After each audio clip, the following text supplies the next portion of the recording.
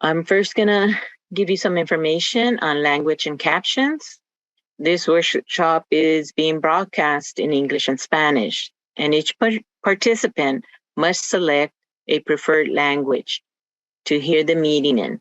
We'll walk through these steps in the next slide. Audio interpretation is available through Zoom. Click the interpretation icon at the bottom of your screen or Zoom app to select language. If you're calling by phone only and would like Spanish audio interpretation, please call. Have a pen ready? It's 877-920-8432. Again, the number is 877-920-8432. And you may enter the code 741502#.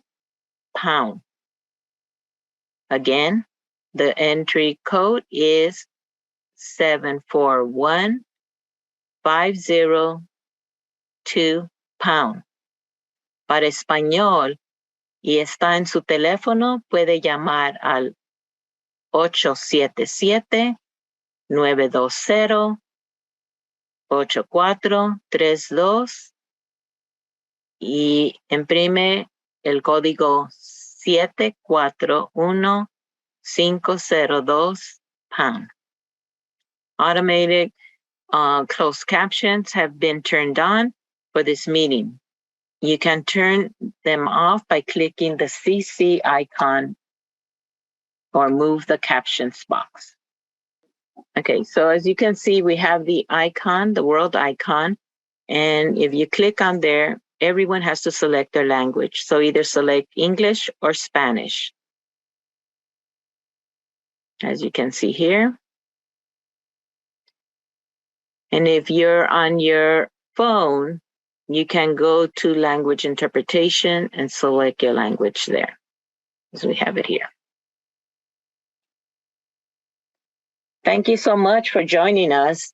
This is our second workshop. We had a very great workshop last time. This one is manifested hazardous waste. And I will now pass it on to Ryan Dominguez. Thanks, Elsa. Good afternoon, everybody, and thanks for joining us again. Like Elsa said, welcome to the second workshop for the Hazardous Waste Management Plan unit. My name is Ryan Dominguez. I'm the Supervising Hazardous Substances Engineer for the unit. In our first workshop, we covered universal waste, and a recording of that presentation is available on the website. The second presentation will focus on manifested hazardous waste. The slides for this have been posted to our website. And we are recording it, and it will be available on the website in the coming weeks. Housekeeping, couple things. Please use Google Chrome, Safari, or Firefox. Helps this all run better and smoother for you.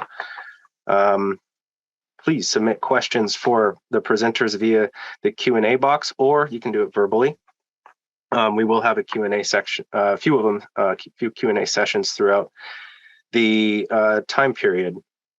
The camera and microphone features have been disabled for the attendees, and they can be turned on if you do have a verbal question or comment. And as a reminder, these are being recorded, or this session is being recorded, and there's a session evaluation that we will send out so you guys can give us some feedback. Next slide, please. There we go. Thank you. For further information, please visit our website.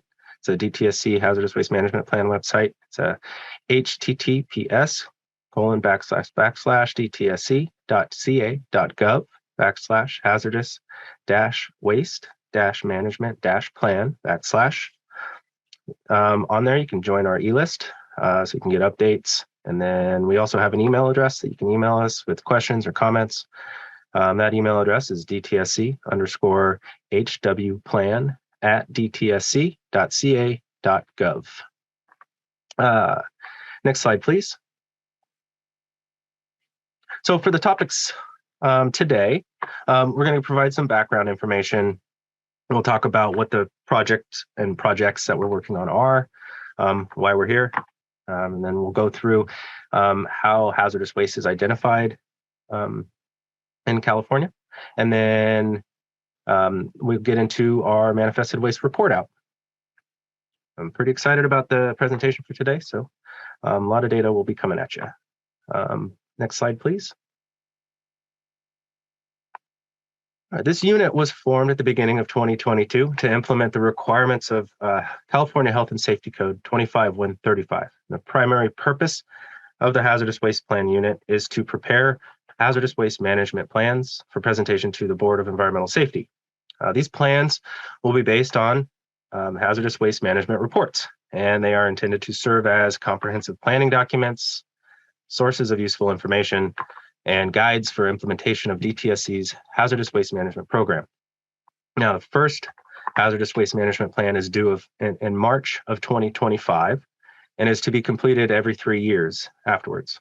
Now, to get to that plan, the first thing we are to complete is a hazardous waste management report that includes available information. This is due by March 1st, 2023, so coming up here pretty quick. This report will serve as a starting point for our updated understanding of hazardous waste management from the cradle to the grave in California. We also anticipate on identifying missing information and determining how to obtain that missing information. Next slide, please.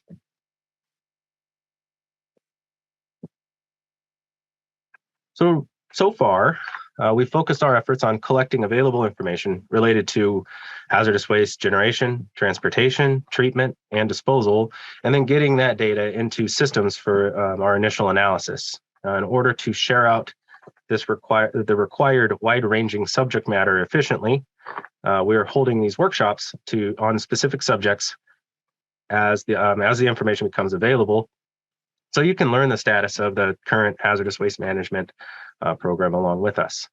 We are also drafting the report, which is due March 2023. So we're doing these 3 things concurrently, so we can have the report finished by March of 2023. Next slide, please. So once we have that report finished, we can then fully enter into the planning phase. Now, in the planning phase, we will conduct additional work and research to establish recommendations for the plan that's due in March of 2025. Now, both the report and the plan are to be redone every 3 years for the foreseeable future. In other words, we are at the beginning of a long process, and we intend to build a program, not just complete a project. Next slide, please.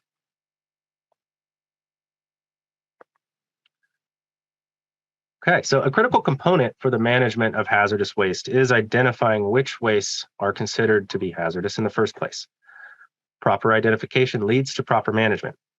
Now, today, we have Diana Peebler, our branch chief, here to provide an overview and discussion about the identification of hazardous waste. I encourage you to listen very close to the terminology Diana will use in the portion of this of the presentation, as it will carry through the remaining portions and is key to understanding the data report out.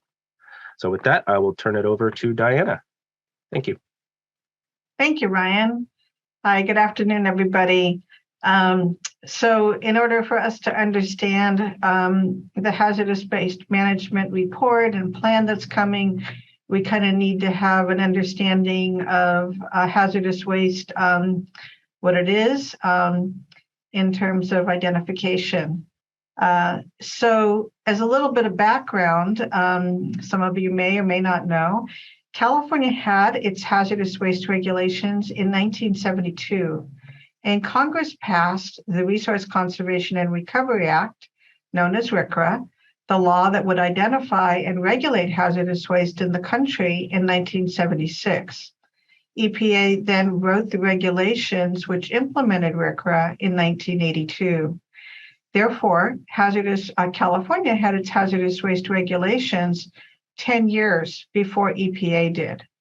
And that is why California's program is different in ways than is EPA's. And while California is authorized by EPA to implement the federal hazardous waste regulations in our state, our program is both more stringent and broader in scope than the federal hazardous waste program. So what that means, for example, is that California may not have adopted all the federal exclusions for certain waste streams. In that way, we're more stringent. And also, California regulates more constituents as hazardous, for example, copper, nickel, zinc, and therefore our hazardous waste program is broader in scope than the federal program. So in California, we have both RCRA waste, those wastes that are federally regulated in all 50 states, and those non-RCRA wastes, those wastes that are regulated as hazardous just by California. And you're going to hear later those terms both used, both of those terms later in the presentation. Next slide.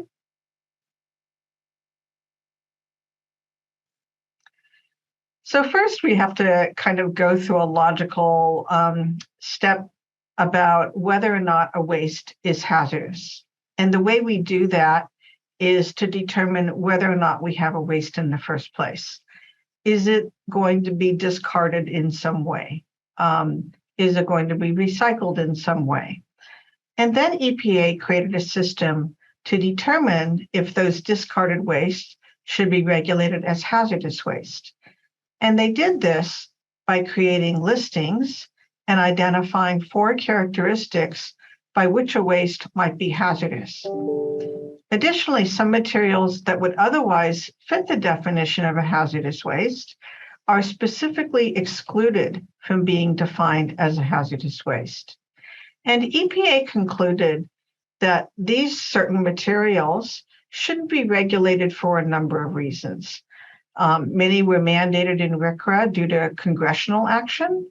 EPA selected other exclusions to provide an incentive for recycling certain materials, or because there was not enough information on the material at the time to justify its regulation as a hazardous waste. Also, sometimes EPA excluded certain wastes because they're subject to regulation under another statute. So EPA tends not to overlap regulations. So, excuse me, if a waste is emitted to the air, for example, they would look to the Clean Air Act to control it. And if discharged to waters, they would look to the Clean Water Act.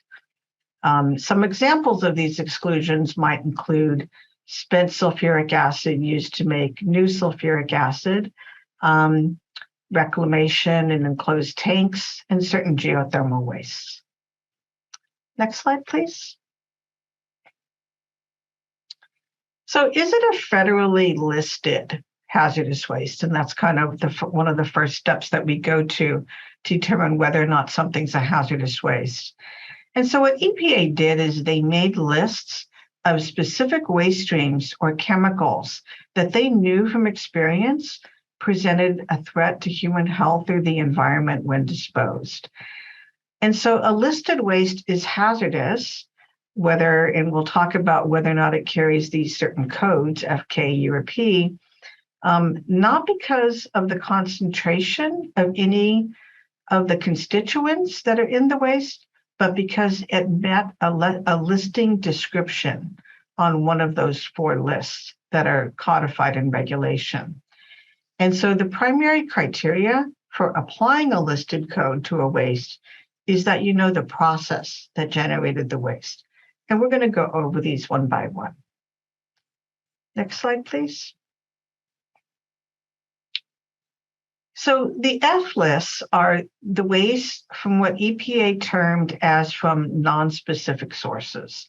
And what EPA meant by doing that is saying that various industries can generate these types of waste.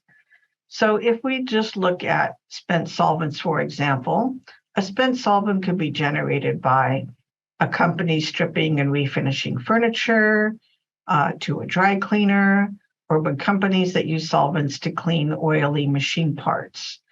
Now, the wood preserving waste and petroleum refining sludges and the metal plating waste are pretty specific to those industries.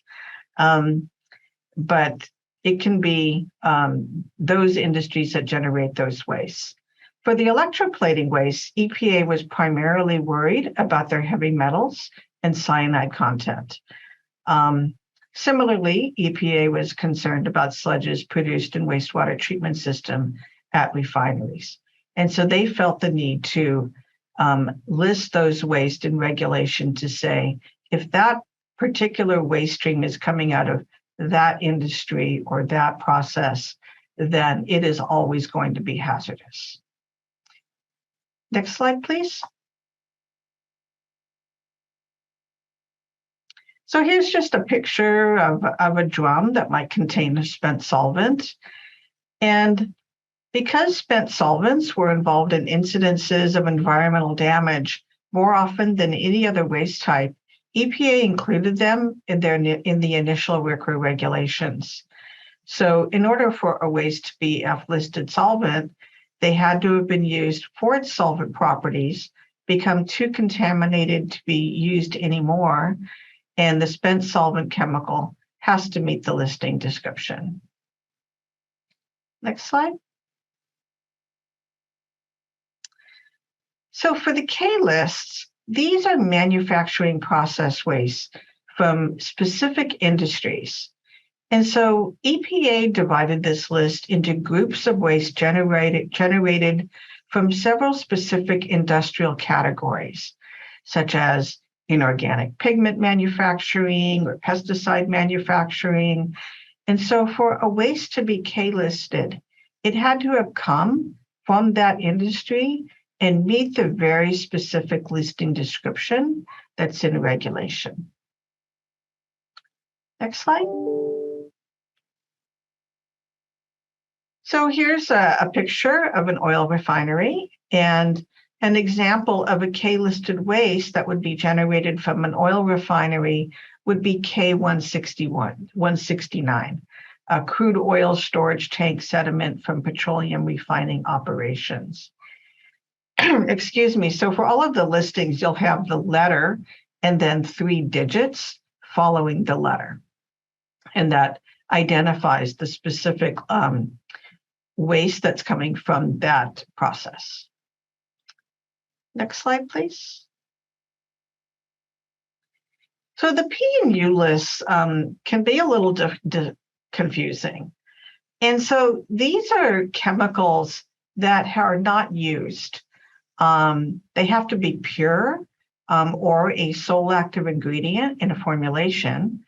So these are chemicals that have not been used, they've not become spent, and they're not mixed with other chemicals necessarily to form a product. So what EPA intended to do here is to encompass those chemical products which possess toxic or other hazardous properties and which for various reasons are sometimes thrown away in pure or undiluted form.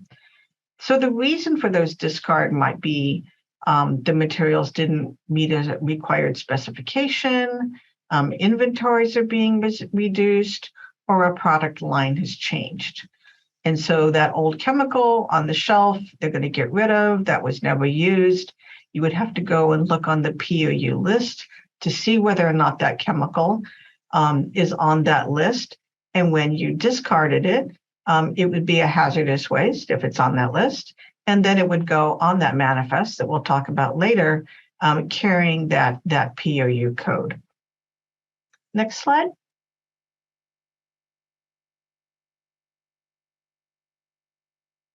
So for example, here we have a picture of a chlorinated insecticide, heptachlor, which carries the code P059. And so the P chemicals possess extremely hazardous properties that make them lethal in very small quantities. And so EPA calls them acutely hazardous. So here we have this can of very old seed protectant. And I know the printing is too small for you to see, but the heptachlor there is at 25%. And the other active ingredients make up the rest of the formulation. But even though the heptachlor is only there at 25%, it is the sole active ingredient that makes up that formulation so that it works, right? So therefore, it would carry the P059. The compound doesn't have to be 90% or 100%. It only has to be the sole active ingredient. Next slide. So the U-listed wastes are wastes that are toxic. So the EPA designated these as problematic. So here we have a little picture of a can of toluene. And so if we were to throw away this can of toluene because it got too old, it was the company didn't want to use it anymore and they wanted to get rid of it, for example, it would carry that code as a U220 listed hazardous waste. But let's say, for example, we had paint and the paint had toluene in it. And that toluene was being used as a thinner to make the paint flow smoothly. So even though toluene would be an ingredient in the paint, it would not carry the U listing. And that's because toluene is not the sole active ingredient of the paint. It's just acting as a carrier. So even when that paint is disposed, even though there's toluene in the paint, again, the paint would not carry the U220 listing. It can be a tad confusing at times. Next slide. So in California, we listed chemicals, the mercury-containing waste, and we adopted this listing called the M list in 2003. Next slide. So here are some examples of M-listed, California M-listed wastes, mercury light switches in cars. So in the past, if you popped your trunk in the car, it was that mercury relay switch that caused that light to go on. Washing machines that were made before 1972, very old chest freezers, mercury-containing fluorescent light bulbs, which can be managed as universal waste. Novelties, light-up tennis shoes. Back in the early 90s, when I worked in the waste classification unit, we got a call from Reebok, and they had a bin full of off-specification light-up tennis shoes, the ones that your kids wear, right? They light up when they walk, they're fun. But all these tennis shoes contain mercury relay switches in the heels of the tennis shoes, and that's what made them light up. And so they wanted to know whether or not they needed to get rid of this roll-off bin as hazardous waste, right? Because of the mercury in the tennis shoes. That was, but before, right? We had the M listing in 2003. That was in the early 90s. Mercury relay switches are no longer used in tennis shoes. So there's no need to take all your kids' shoes out of their closet and dispose of them as hazardous waste. Next slide. So here's a picture of a mercury relay switch. You can see they can be very small. And this might be one that was embedded in a singing greeting card. So, right, you can buy a greeting card at CVS and you open it up and it sings to you. In the past, right, those were activated by that mercury relay switch. Next slide. So is it a characteristic hazardous waste, right? So we talked about listings, and that's one way a waste can be hazardous, identified as hazardous. Those are federally identified, right? The FKPs and Us. And then EPA identified 4 generic physical chemical properties that if they were exhibited by a solid waste, California used the word waste, EPA uses the term solid waste, make it a hazard to human health or the environment. And these are the 4 characteristics of a hazardous waste: ignitability, corrosivity, reactivity, and toxicity. California differs from EPA in its identification of characteristic wastes in only 2 of these characteristics, and that is corrosivity, which we'll talk about in a bit, and toxicity. Ignitability and reactivity, our terms are, in our identification, are the same as EPA's. Next slide. So first we'll talk about ignitability. So these are liquids with flash points less than 140. They're solids of causing fire through friction. They might be ignitable compressed gases as identified by the Department of Transportation. And EPA's objective with the ignitability characteristic was to require hazardous waste management for those wastes that were capable of causing fires through routine transportation, storage, and disposal, and wastes that were capable of severely exacerbating a fire once started. Not too long ago, I worked with a local agency, and they had done an inspection at a facility that makes corn oils and sunflower oils and safflower oils. And as a result of that process, they generated some diatomaceous earth.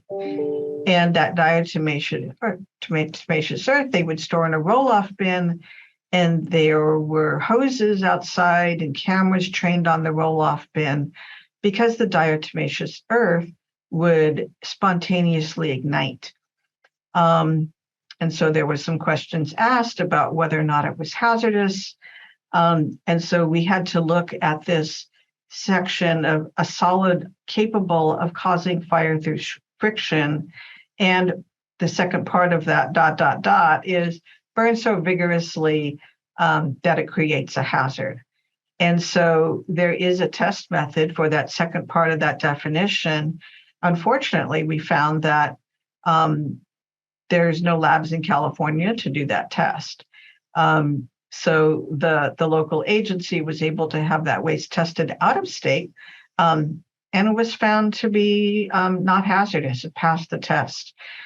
So even though something may seem to be hazardous, testing is sometimes necessary.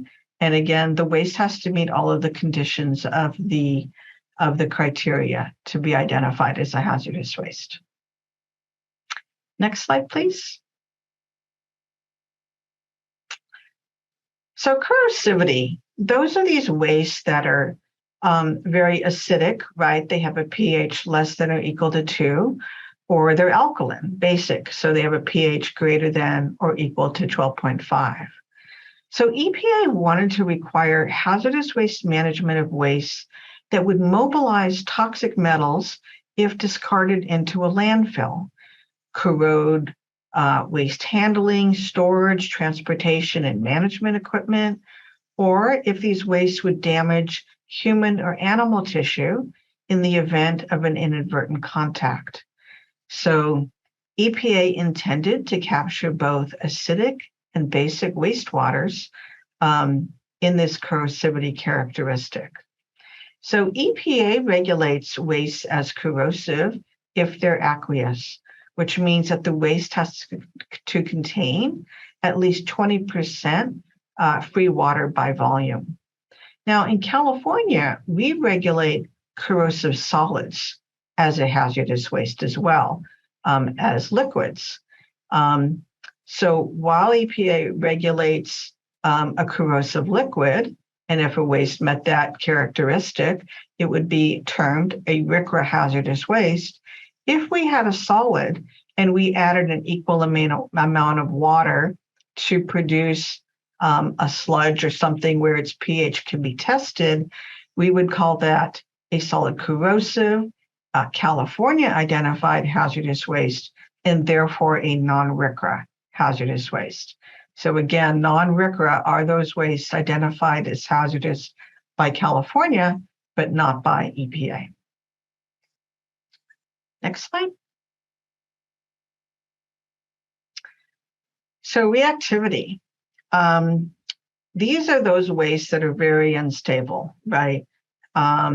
So what EPA intended when they created this characteristic was to include those wastes that are unstable, react violently with water, they explode, they give off toxic gases, and there is no test method available to test waste for reactivity.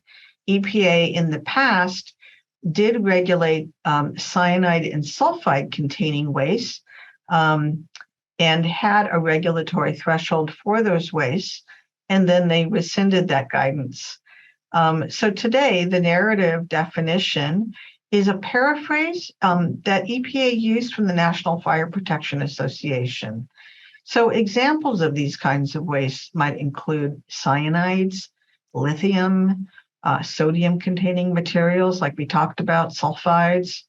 And so what EPA said is that most generators of reactive waste are aware that their waste possess this property and that they require special handling.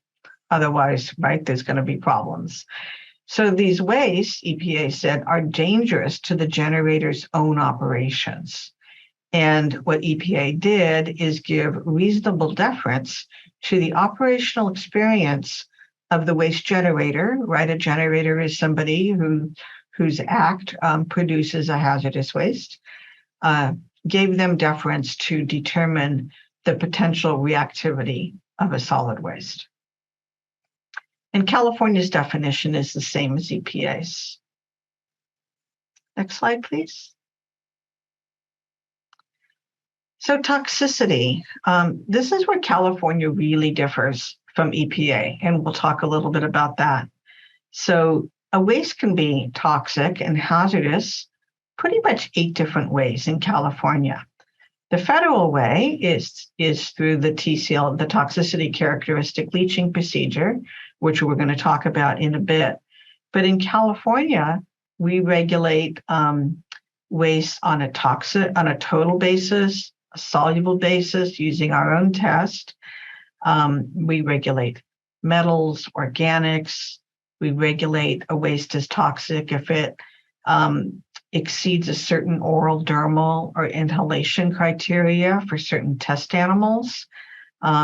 California also has what's called an aquatic bioassay, or some people call it the fish test, the fish bioassay, in that if we combine waste with a test species, a fish, for 96 hours, we determine whether or not there's a lethal dose there. And we regulate 16 carcinogens on a basis of 10 parts per million. And I know some people must think, why only 16 carcinogens, right? There's a whole lot more carcinogens out there. But again, we have to think about the fact that when we created this criteria, most of it was done in 1972, 75, 78, right? And it hasn't been updated since then. So part of 25-135 that we're going to be doing and the statutory requirements compel is that we look at our criteria and we update it based on new, scientific knowledge, et cetera. So we'll be doing that in the future. So for toxicity, there's 8 ways a waste can exhibit that characteristic, 1 federal way and 7 non-RCRA ways. Next slide. So here we're talking about solubility. And so a solid waste exhibits a characteristic of toxicity if the extract from a sample of the waste contains any of those inorganic metals, for example, or organic constituents, that might be a pesticide, an herbicide, at a concentration greater than or equal to a regulatory threshold level that's identified in regulation. And as you can see here, EPA on the left side here with their toxicity characteristic leaching procedure, the federal solubility test, EPA regulates 8 metals, 33 organics. California regulates 18 metals, right? So we have 10 more metals that we regulate. And we have 41 organics to EPA's 33. So those additional constituents that we regulate such as copper, nickel, zinc, et cetera, that we talked about earlier, would be those non-RCRA metals. So in terms of solubility, EPA wanted to develop a test that industry could use to evaluate whether or not their waste was hazardous. And so what they did is they came up with a worst case hazardous waste mismanagement scenario. And that would be the co-disposal of industrial waste containing toxic constituents with municipal waste in an unlined municipal solid waste landfill. And so what EPA said is, based on modeling, an active decomposing municipal landfill creates acidic conditions, and the weak organic acids will eventually leach, migrate downward into the underlying soil.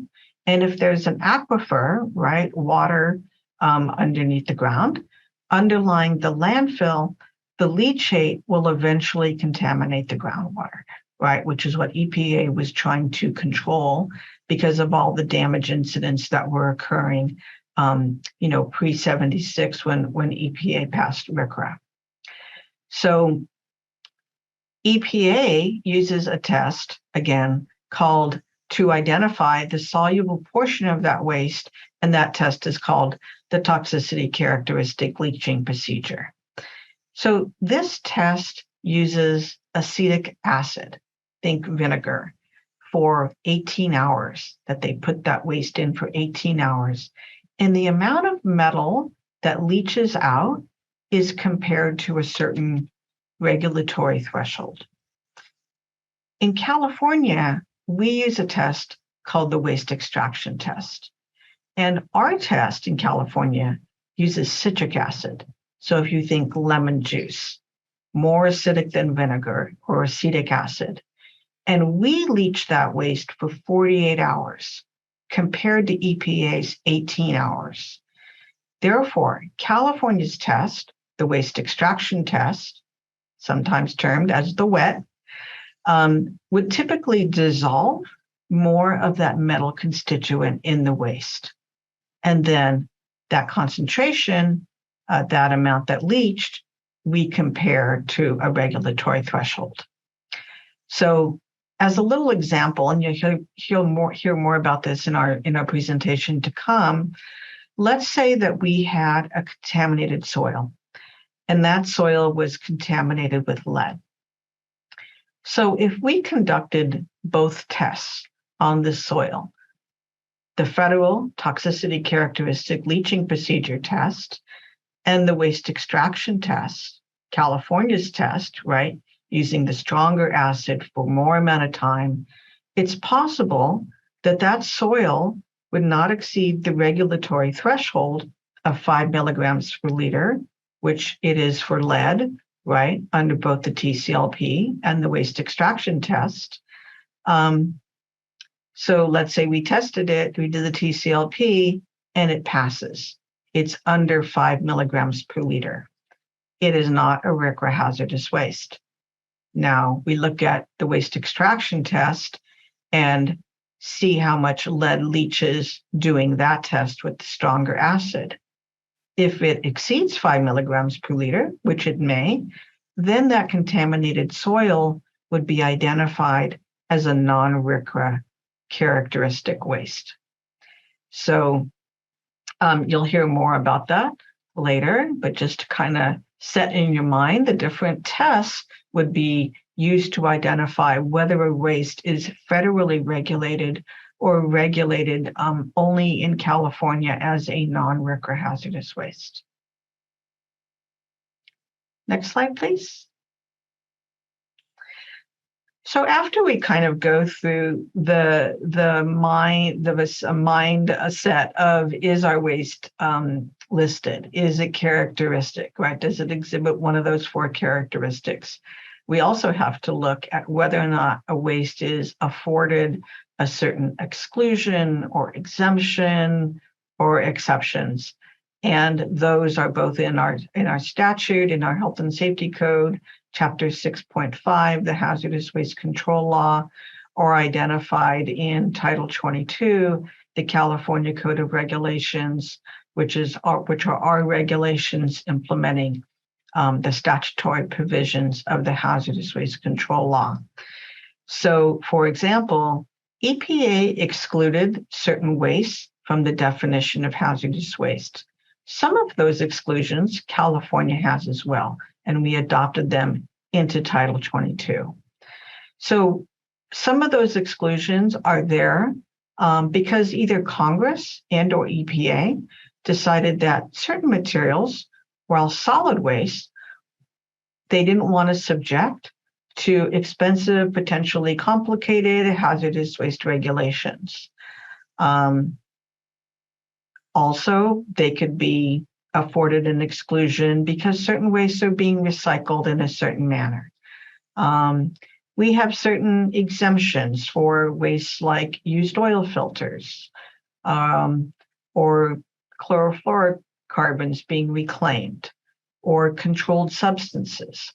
So some other exceptions might be we regulate asbestos as a non-RCRA hazardous waste in California, but statutorily it doesn't have to be disposed in a hazardous waste landfill. It can go to another landfill. So those are just some of the very many exclusions, exemptions, and exceptions that can be found both in statute and regulation. Next slide. Okay, this brings us to the end of my presentation talking about waste classification. And I'll open it now to questions. Marcia?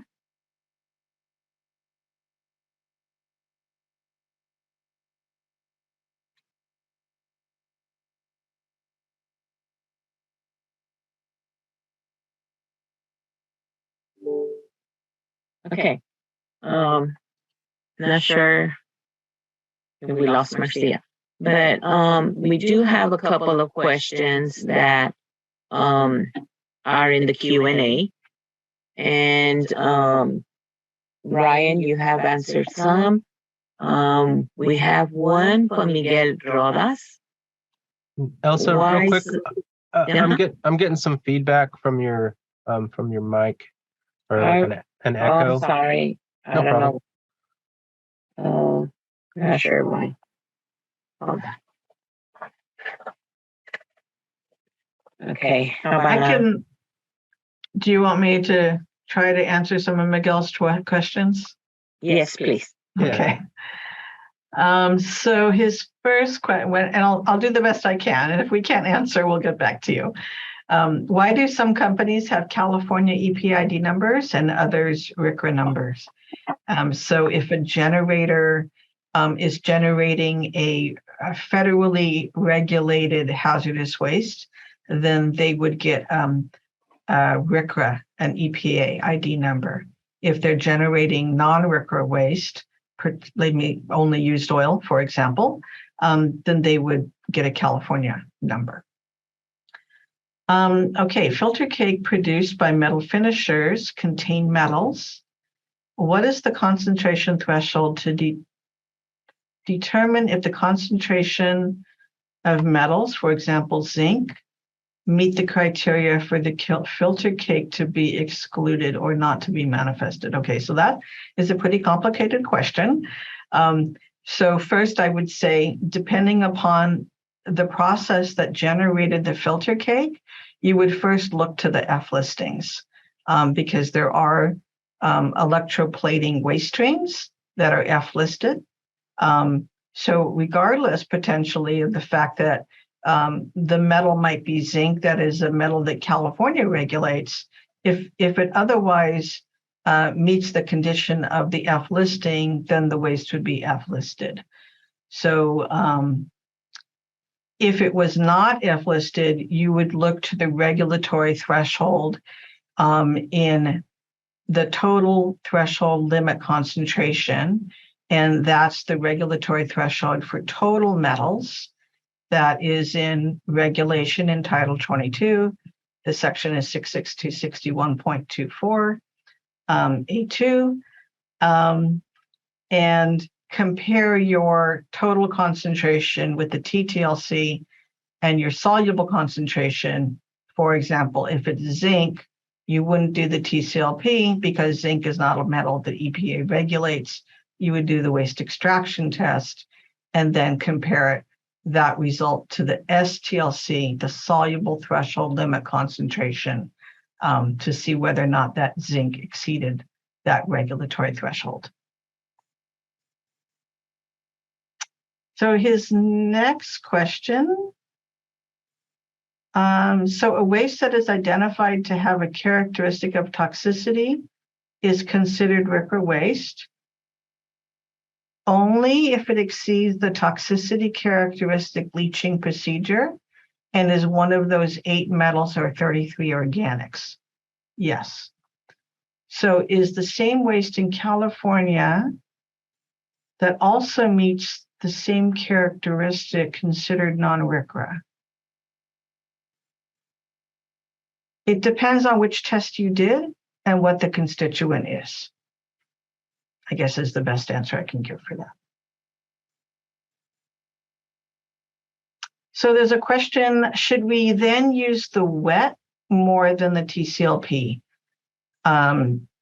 It's a complicated question. The answer is, one, it depends on the metal that you reasonably expect might be in your waste stream, right? So again, EPA regulates 8 metals, right? So if you had a metal that is not one that EPA regulates under the TCLP, and again, when I say EPA, it's California is an authorized state. So we have the TCLP in our regulation. We are authorized to implement the federal program, right? So it's not just EPA. Can you go back up to that question? I think you went down a little bit so I could see it again. Oh, when would you do the wet versus the TC? So there's a 10-fold dilution factor built into the waste extraction test and a 20-fold dilution factor built into the TCLP. So typically we might say, you should do a totals test first and then determine based on the concentration of the total amount of metal that you have in your waste. That will help determine whether or not you do the waste extraction test or the TCLP, assuming it's a metal regulated under the TCLP. And if you send that question into our email, we can give you a more detailed response. So there's a question that came in, do you have to have all of the toxicity tests done on a potential hazardous waste sample? Not necessarily. So in order to just determine whether or not your waste is hazardous, you could do one test, right? And if it fails that test, let's say, for example, you do an aquatic toxicity test and it fails, and your waste is hazardous, right? Non-RCRA, aquatic toxicity is a California test. You know your waste is hazardous and must be managed accordingly. However, if there's a treatment standard, right, that's identified in our regulation where a waste has to be treated to a certain standard before it can be disposed in a class 1 hazardous waste landfill, you may have to do another test. And you could work with your waste management facility to do that.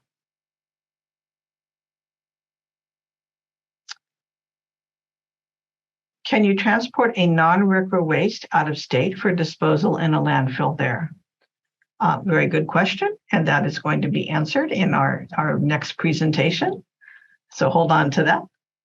Can you discuss the difference between the TTLC and the STLC? Sure. So the TTLC is a list of regulatory thresholds that determine, how do I put this in a way that's understandable? California regulates inorganic and organic constituents on both a total and a soluble concentration. So, for example, let's say we have lead. And we want to find out how much total lead is in our waste. We do a nitric acid digestion test. The regulatory threshold, the TTLC for lead, is 1,000 milligrams per kilogram or parts per million. So when we did this nitric acid digestion to find out how much total lead we have in our waste, let's say our result is 1,200 parts per million, milligrams per kilogram. We compare 1,200 milligrams per kilogram to the regulatory threshold, or the TTLC, the total threshold limit concentration. Oh, look, 1,200 is greater than 1,000 parts per million, therefore our waste is hazardous. Now, let's say it was under. Let's say we did our total nitric acid digestion and we had 900 milligrams per kilogram of lead in our waste. Well, it's under 1,000, so I passed the TTLC, right? But I might exceed the waste extract. I might exceed the STLC, the soluble threshold limit concentration. So how do I know? I do the waste extraction test. Now I find out how much soluble lead is in my waste. So I do the test, the citric acid for 48 hours. I find out that I have 100 milligrams per liter of lead in my waste.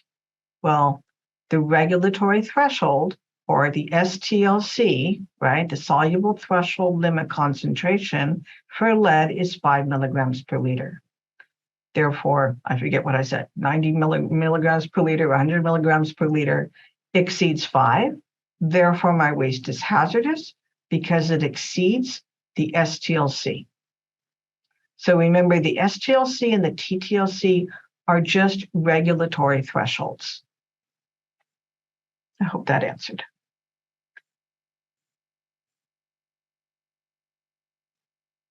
Hi, Diana. There might be a silly question, but are computer cables and electric wires considered e-waste, universal waste, or are they non-hazardous solid waste?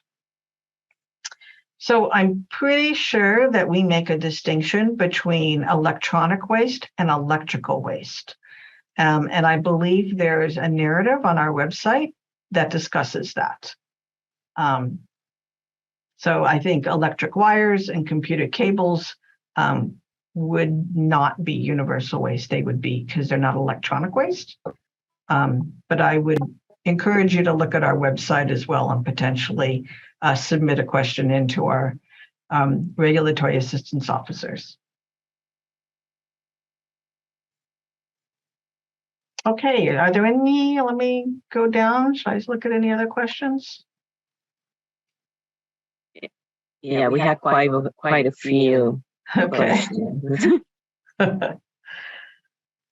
Where would e-cigarette liquid toxic waste fall under on its own? Does it change in a tobacco product that are mixed waste, like a non-removable battery and e-liquid combined? So nicotine is a PR75 listed acute hazardous waste under EPA. California, as an authorized state, would also say that it is P listed. So if you just had a liquid nicotine, sometimes they're used to refill vape pens, right? If you disposed of that liquid nicotine, then yes, it's a PR75 listed RCRA hazardous waste. Does it change in the tobacco product, like a non-removable battery? So vape pens. We wrote a letter that should be on our website to Jewel discussing this. And so I would encourage you to either find that letter on our website. If not, email us, because it's a long, involved discussion, and we can get that information to you.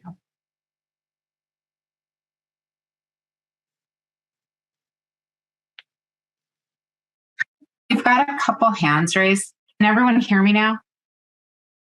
Yes. Yes. Okay. Apologies. I was having some technical difficulties when we wanted to start the Q&A.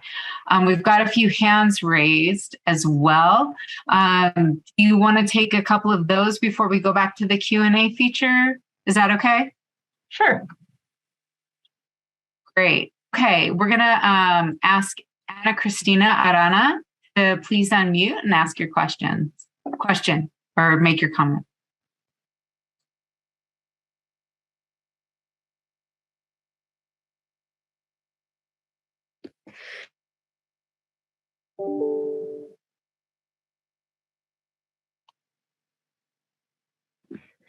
Hi there, thank you. I actually don't have a question. I'm happy to pass. Okay. You're muted, Marcia. Today is not my day on Zoom. Jason Hemsmeyer, please go ahead and ask your question.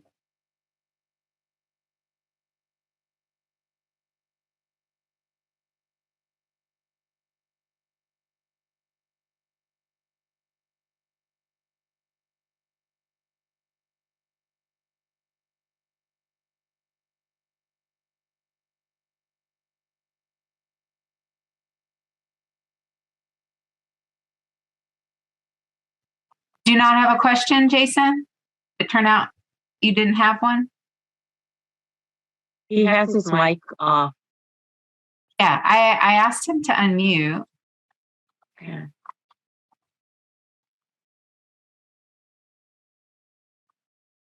Okay.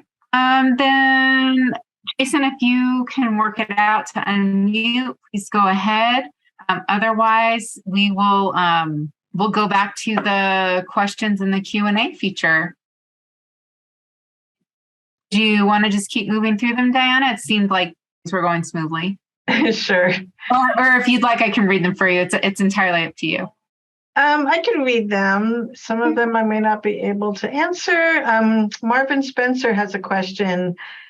Utility pole waste, I'm getting mixed answers on whether or not I have to keep any documentation or if transportation needs to be done by a certified transporter.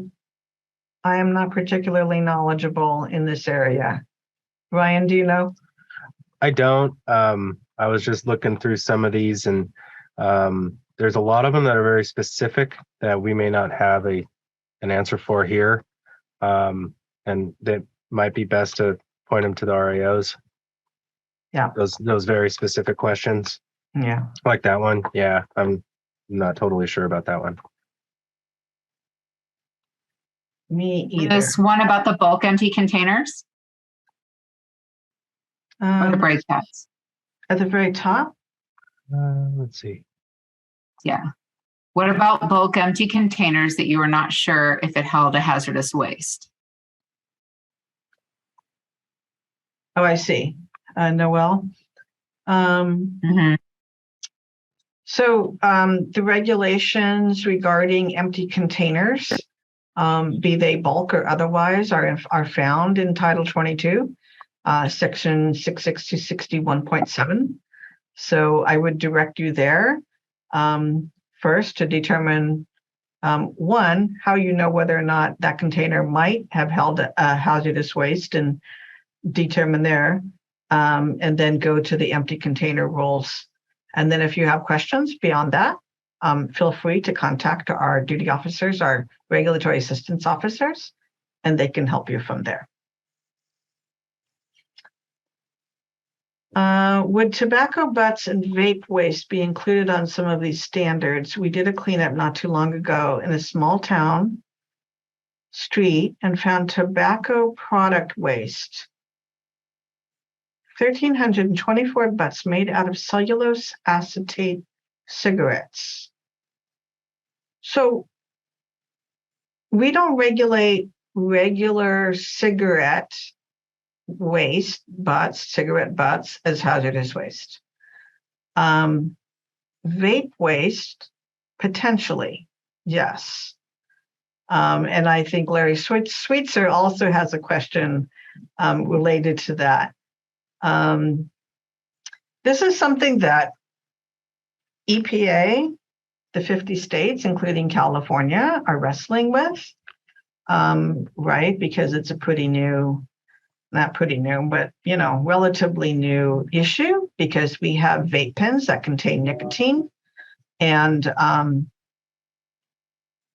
it's hard for some of these vape pens to know whether or not they still contain the nicotine. And because they're PO75, it means they're an acute hazardous waste. And so for an acute hazardous waste, for a container that contained an acute hazardous waste to be empty, it has to be triple rinsed, which obviously you can't do with a vape pen, right?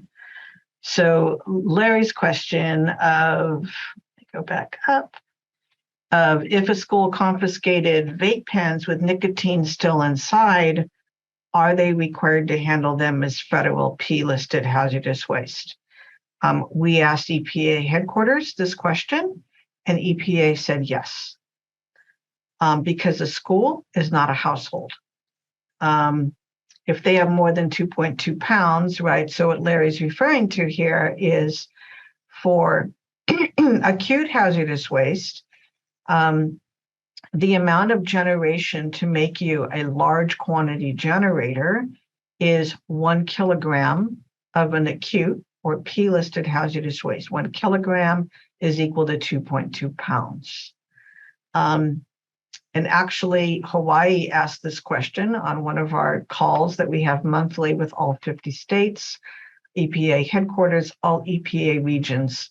And Hawaii said, our high schools are confiscating vape pens in the parking lot or from kids, but they're finding them littered all over the parking lot. They pick them up and they put them in the drawer. And it doesn't take that many vape pens, right, to make up 2.2 pounds. Therefore, would all the high schools be considered RCRA large quantity generators subject to all federal, right, generator standards? And you could hear all 50 states like inwardly groan, like, oh no, right?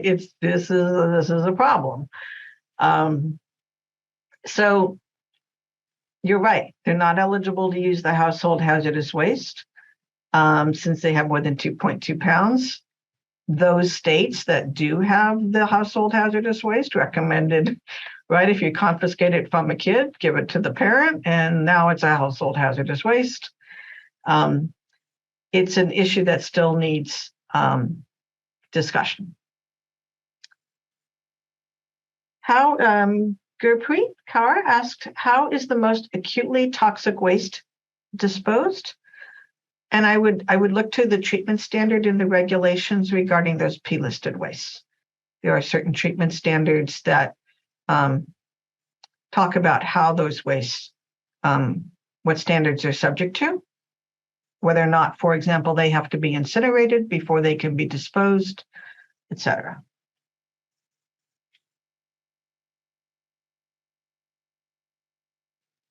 I think I answered Katie's question.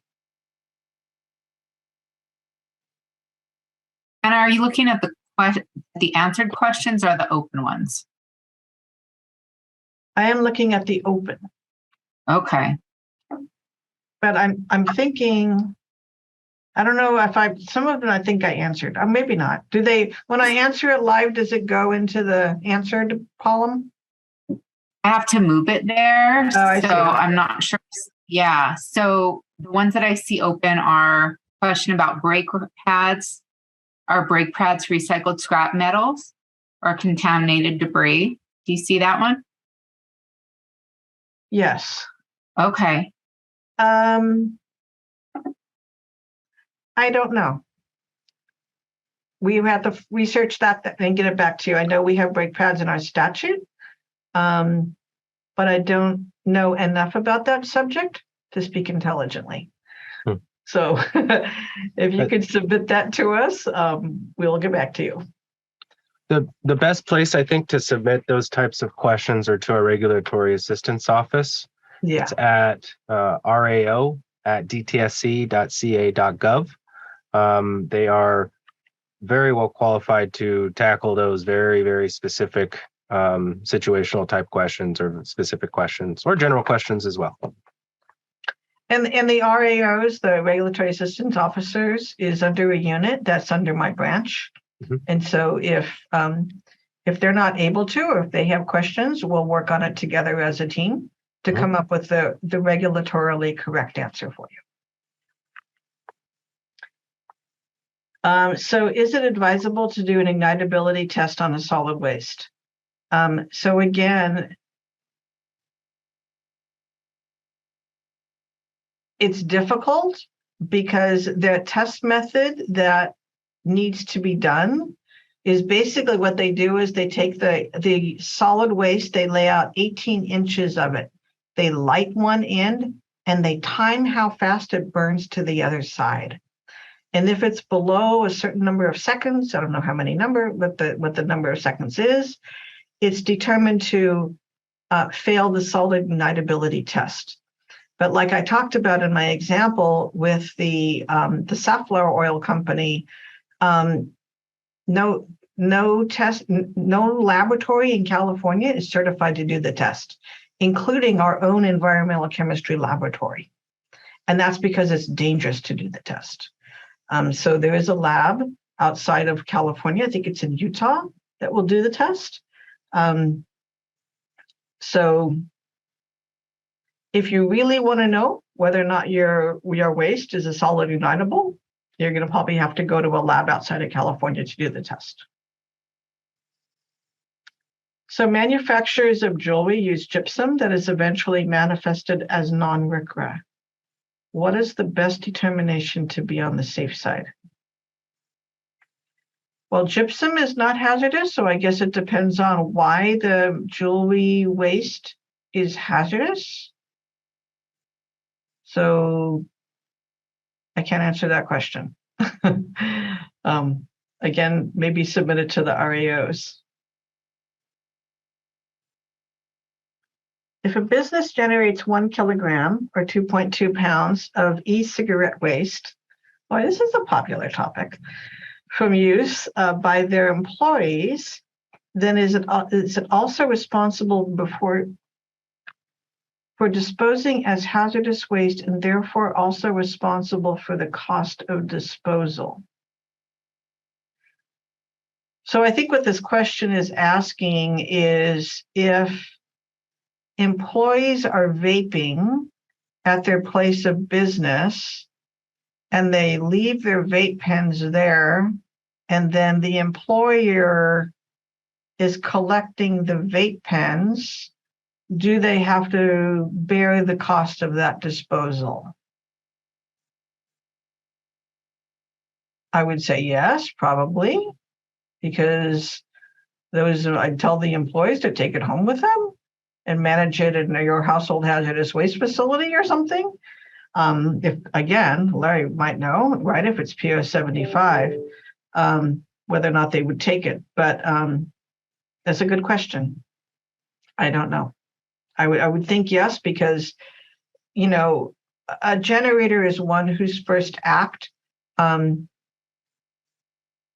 causes a waste to become subject to regulation. So if it's left on their premises, they're the ones that become responsible for it. So some of these Why are. does the DTSC store hazardous waste? Is it waste generated by state agencies?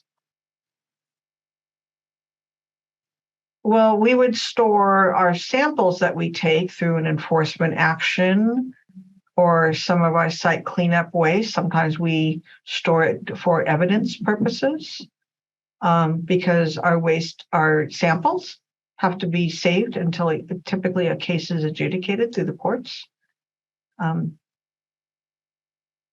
But we wouldn't, I don't believe, necessarily store waste generated by other agencies.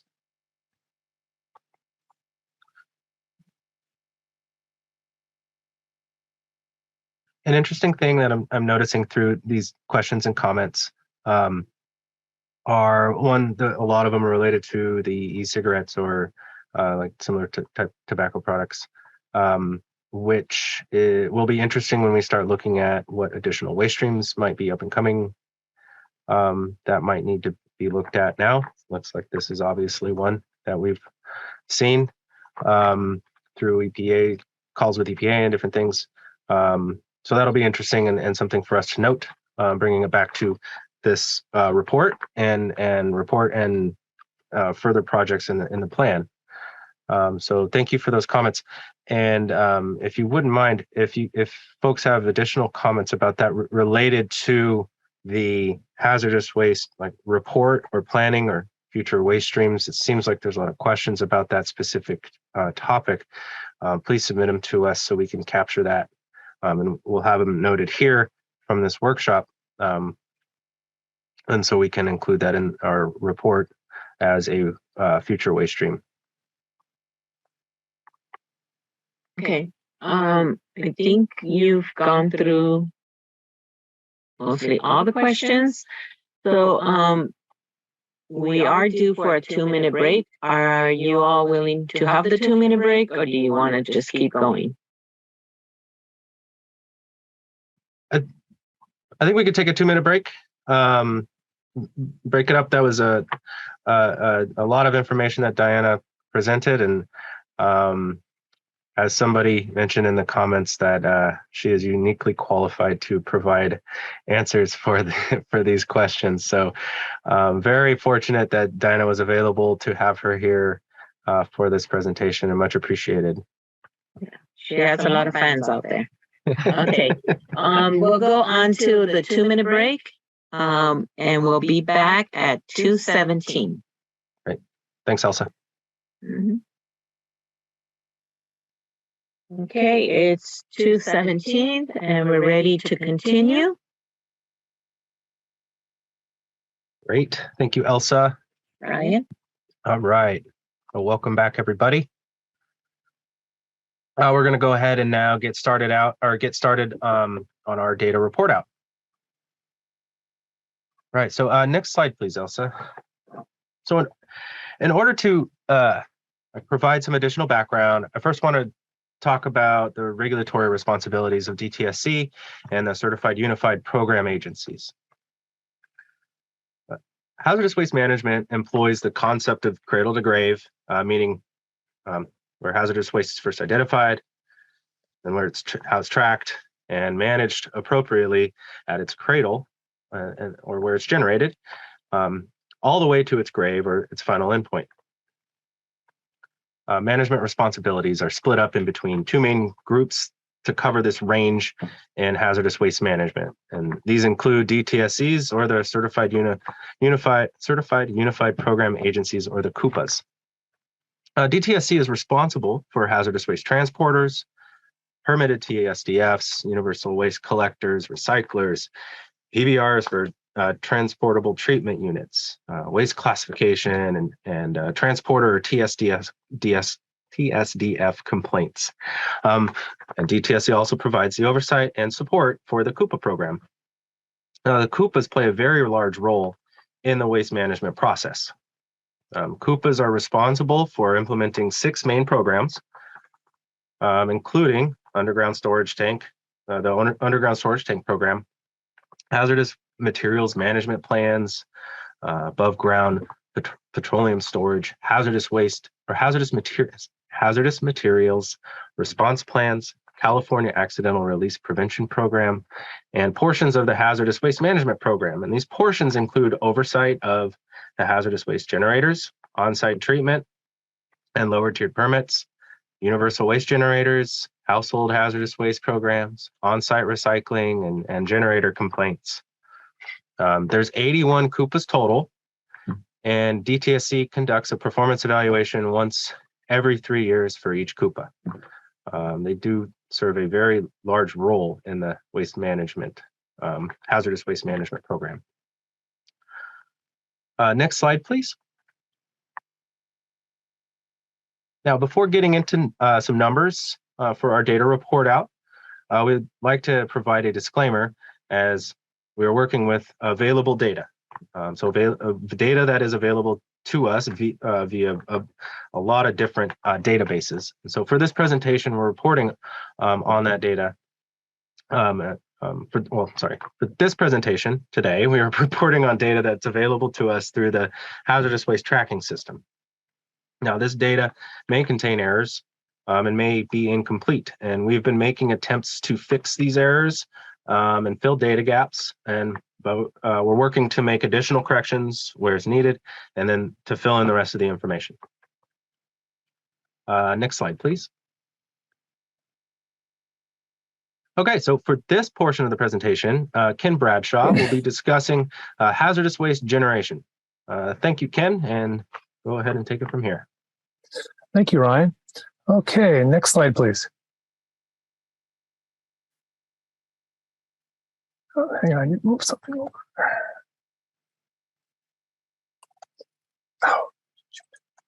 One way to categorize hazardous waste is to look at how they are tracked. Now, our unit has made this distinction when researching quantities because the statute requires the report to analyze manifested waste and unmanifested waste. Now, for context, the manifest is the primary tracking document for RCRA and some non-RCRA waste. I will speak more about this tracking device shortly. Next slide, please.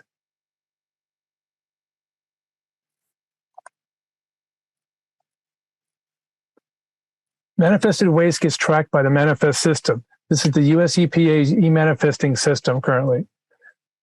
The information first gets put into this US EPA RCRA info database, and then is downloaded every night into the DTSC's Hazardous Waste Tracking System, or HWTS. Next slide, please.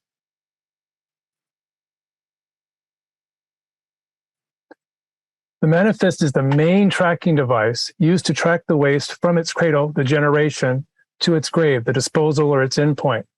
The manifest system starts with self-reporting initiated by the generator and must be used when shipping hazardous waste off-site with some exceptions. The manifest is used to collect the generator information, transporter information, disposal facility information, and information about the specific waste streams. It is designed with three principal objectives to ensure the proper management of the hazardous waste through this manifest process. It serves as a tracking device to create clear lines of accountability, protect human health and the environment in conjunction with EPA and the DOT transportation requirements. Please note that on average, the California manifests upwards of 400 to 500,000 of these manifests per year. Next slide, please. Now, for this portion of the presentation, we will be showing generator and disposal location information that utilizes the data from the Hazardous Waste Tracking System, or HWTS. Now, the generators are those little blue dots in the slide. Now, in other words, this map is showing information about RCRA and non-RCRA waste required to be on a manifest. When we talk about the number of generators, we typically use a range. This is because the number of generators varies depending on the database that we are referring to, either in HWTS or in CERS, the California Environmental Reporting System. The range we typically see when looking at these two databases is about 70,000 to 100,000 generators. Now, who are these generators? Now, these are refineries, power plants, and used oil collection locations, auto collision, repair and paint shops, metal plating shops, also retail locations, your big box stores, including Target, Costco, and CVS, to name a few. Another specific example in 2021 was a public wastewater treatment plant that was completing facility upgrades that required excavation of soil during that facility's upgrade, which generated about 50,000 tons of a non-RCRA contaminated soil. Next slide, please.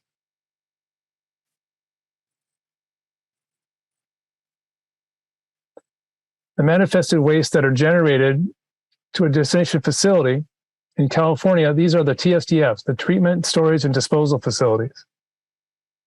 The permitted facility is any facility with a standardized or full RCRA permit. This allows them to manage certain types of waste. Currently there are 74 facilities that are permitted to receive a manifested hazardous waste in California. Of these 74 facilities, only 50 of these facilities are currently receiving some of the California's manifested hazardous waste in 2021. Now, where else does this material go? Next slide, please.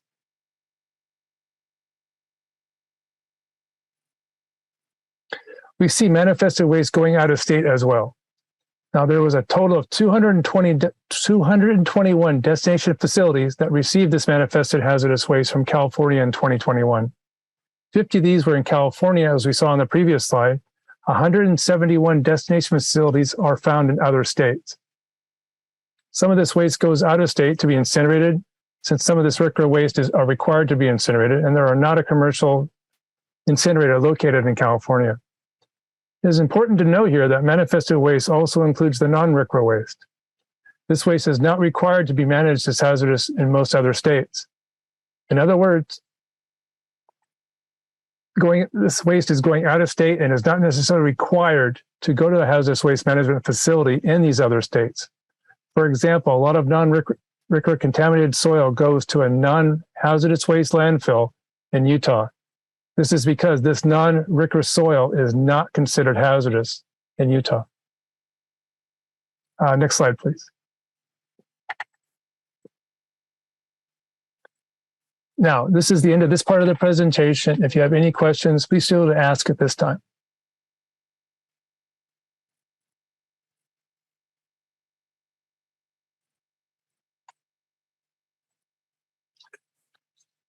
Okay, we've received one question from Larry Sweetser. If the uploaded e-manifest differs from the uploaded paper copy, which does DTSC consider to be the valid one?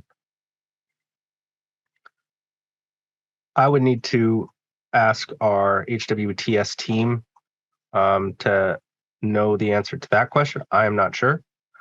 They're the team that manages all of the corrections that go into HWTS. That's a good question, Larry.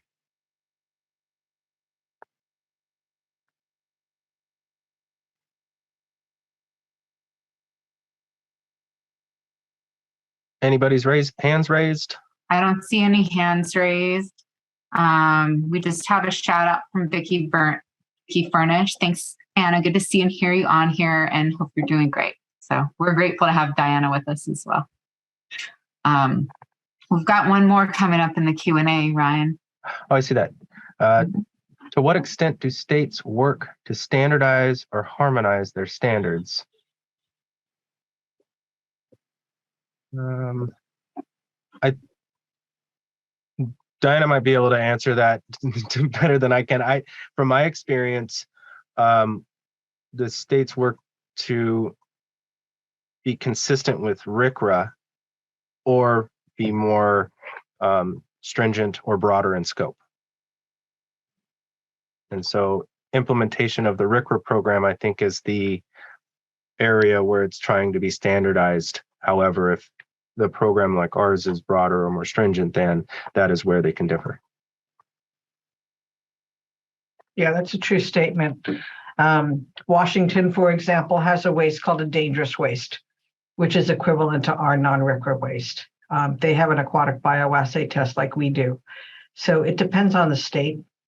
We don't necessarily harmonize, but we all have to be at least as stringent as the federal program. And we're currently in the midst of adopting some federal provisions that we haven't adopted in a while. And so luckily we've gotten some funding to create some new units within my branch that's going to do just that. And we will be reaching out to industry, et cetera, to determine how those potential regulations would be implemented and helpful in California.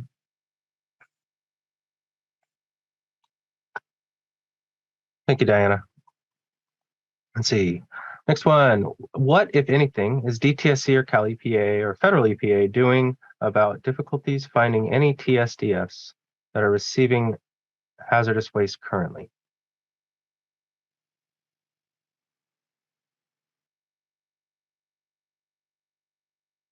I'm not quite sure I understand the question. I'm not sure I understand the question. I can only speak to a little bit to the incinerator slowdown nationwide.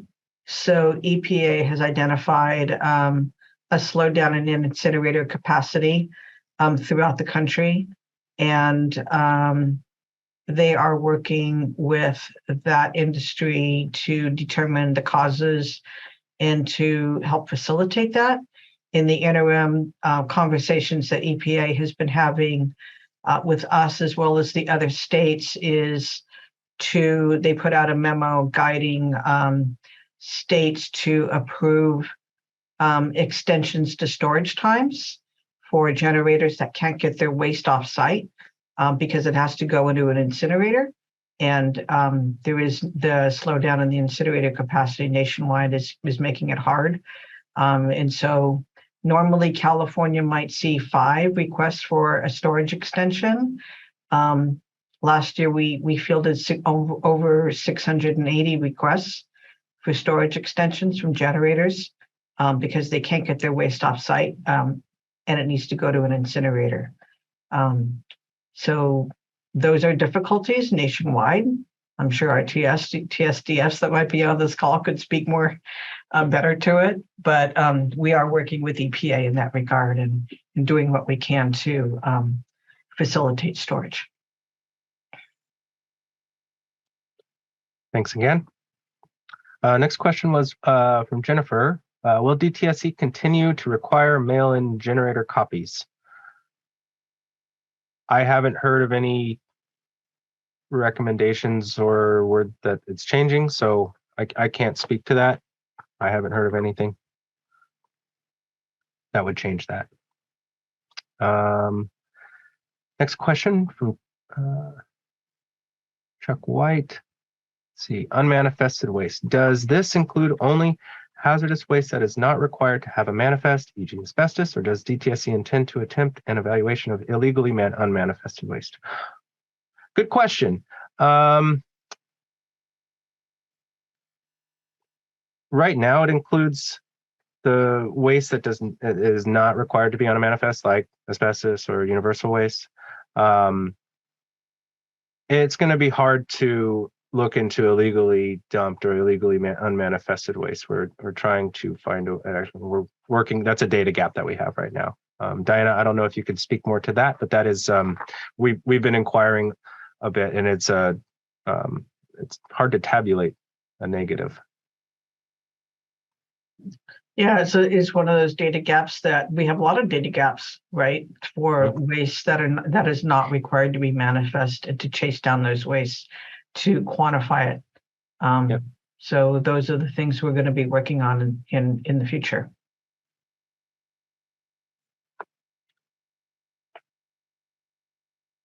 And last question was for manifests that are not fully electronic, are generators still required to mail a copy to DTSC? I believe so. Diana, do you have any? I don't know for sure. That's our manifest unit that deals with that. I can only say that I know that our e-manifest regulation that we were adopting to conform with EPA was approved by the Office of Administrative Law last Friday. I don't know whether or not that's up on our website or not yet, but that's something brand new. So I don't know. We could get back to you with an answer to that question. Okay. I missed a question from Katie earlier. What happens if it and I think this was during Diana's question and answer session. What happens if it passes a fish study? Do I have to do another toxicity test like inhalation, dermal, or et cetera? And so kind of that's kind of based on the previous question I got. Like, it depends, right? It depends on what the waste is, right? So let's say it passes an aquatic bioassay, but it contains a metal that has the potential to fail a total or soluble test, right? You would have to do those tests. We don't typically have people do oral dermal inhalation tests, right? Because those are animal studies. So for oral and inhalation, we use the rat, and for dermal, we use rabbit. We don't have people go round up a bunch of rats or rabbits to do these tests.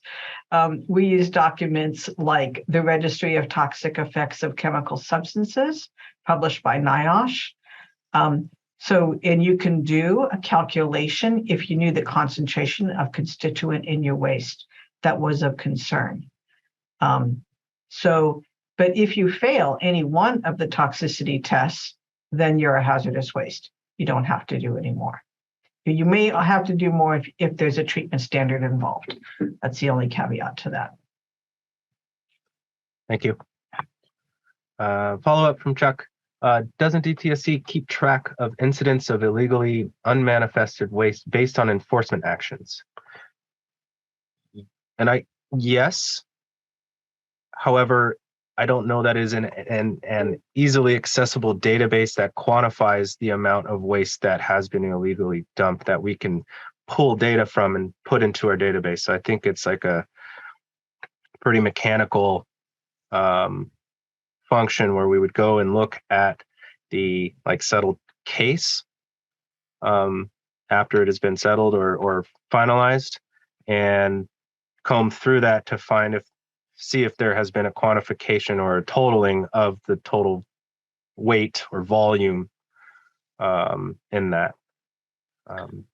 Right. So, there's those wastes that are illegally dumped that DTSC might be aware of, potentially because it was run across by a local agency who doesn't have the funding to clean it up. And so they might contact us for our emergency response funding to help with that cleanup. But there are a lot of wastes that are illegally dumped where the CUPA might take care of it. And we wouldn't necessarily know the quantification of those wastes that were illegally dumped. We also, of course, have our Office of Criminal Investigations, and they do investigate complaints and incidences of illegal dumps. So it's kind of a broad, it's a hard to quantify amount. But good question, Chuck. Mm-hmm. Next question we got was, can you ship a non-hazardous waste on a uniform hazardous waste manifest form? You can, but once you put a non-hazardous waste on a manifest, you are self-classifying that waste as a hazardous waste. You are in effect saying, my waste is a hazardous waste. We run across this a lot sometimes, and I know our fees have changed, but when people would manifest waste out of what they call an abundance of caution, they would manifest a non-hazardous waste and then get a bill from, back then it was called the Board of Equalization, tax and fees, and they would get billed for the tonnage of waste that they manifested, and then come to the department and say, but my waste wasn't hazardous in the first place. And we would say, well, you put it on a manifest, you self-identified it as a hazardous waste. So I've seen something called a non-hazardous waste manifest. Some people put it on those forms. Thank you. Next question was, will your tracking data allow California to better understand out-of-state disposal and where it may be ending up out-of-state or in out-of-state EJ communities? And I'll take that one. That is something that we are looking at. We're looking at where it's generated and where it's going, and how it gets there. So every little step in between. Part of our evaluation is to evaluate the areas surrounding the destination facilities. We're currently conducting that evaluation. It's not complete. That's part of our report that we are currently working on. One of the challenges is that California has CalEnviroScreen, but that's for California. When we start to do out-of-state evaluations of the areas surrounding destination facilities, there are a number of tools to use that do provide information about the communities in that area. But our understanding from OEHA is that it's not really apples to apples. And so when we do that evaluation, we're looking at how we can try and make them somewhat comparable in our considerations. But we are locating where the waste is going at each facility or in each facility. So yes, that's something we're looking at in this report. And it's a data gap.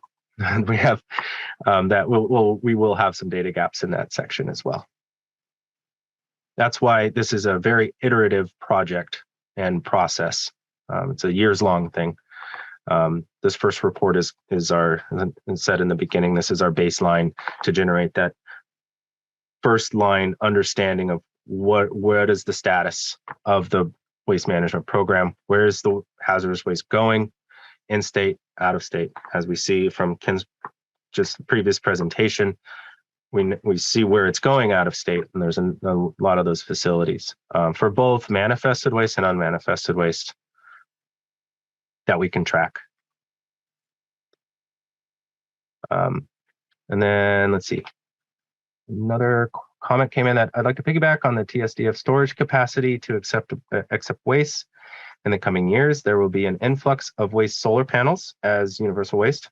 Do you anticipate any issues with the recycler's capability to accept these wastes, considering solar panels are a lot bigger in size and volume compared to most types of universal waste? That's a great question. I don't know the answer to that right now.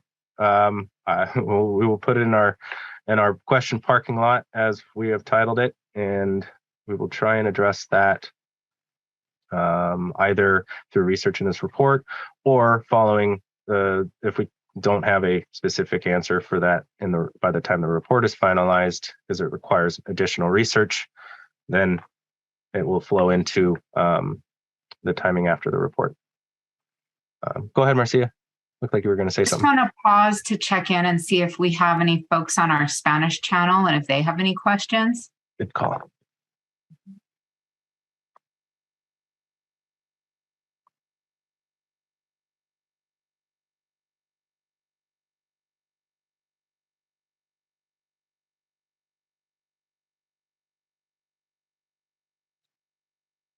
Sol or Brittany, let us know when you have a moment.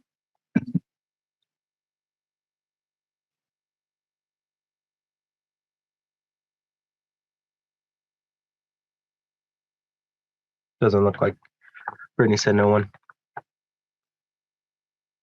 Okay, just want to make sure we're getting around to everyone. Yep. Cool. And I'll keep going. Looks like we have a number of more comments. So I'll just keep reading through them. We do have a big section data dump coming up next. So I want to buckle up for that.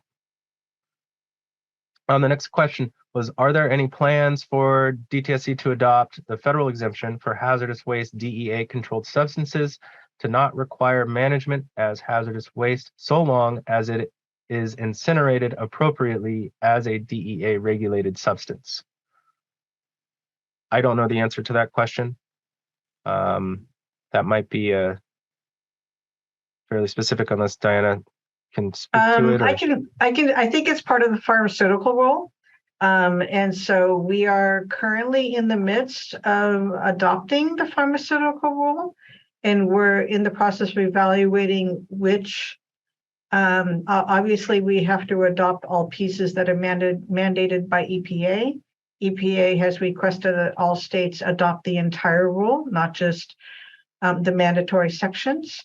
We are going to be reaching out to the public for comments on the pharmaceutical rule about whether or not I don't know if the controlled substances is an optional provision. So stay tuned for that and keep on the lookout on our website for workshops regarding the pharmaceutical rule that our staff are already working on. So great. Thank you for that question.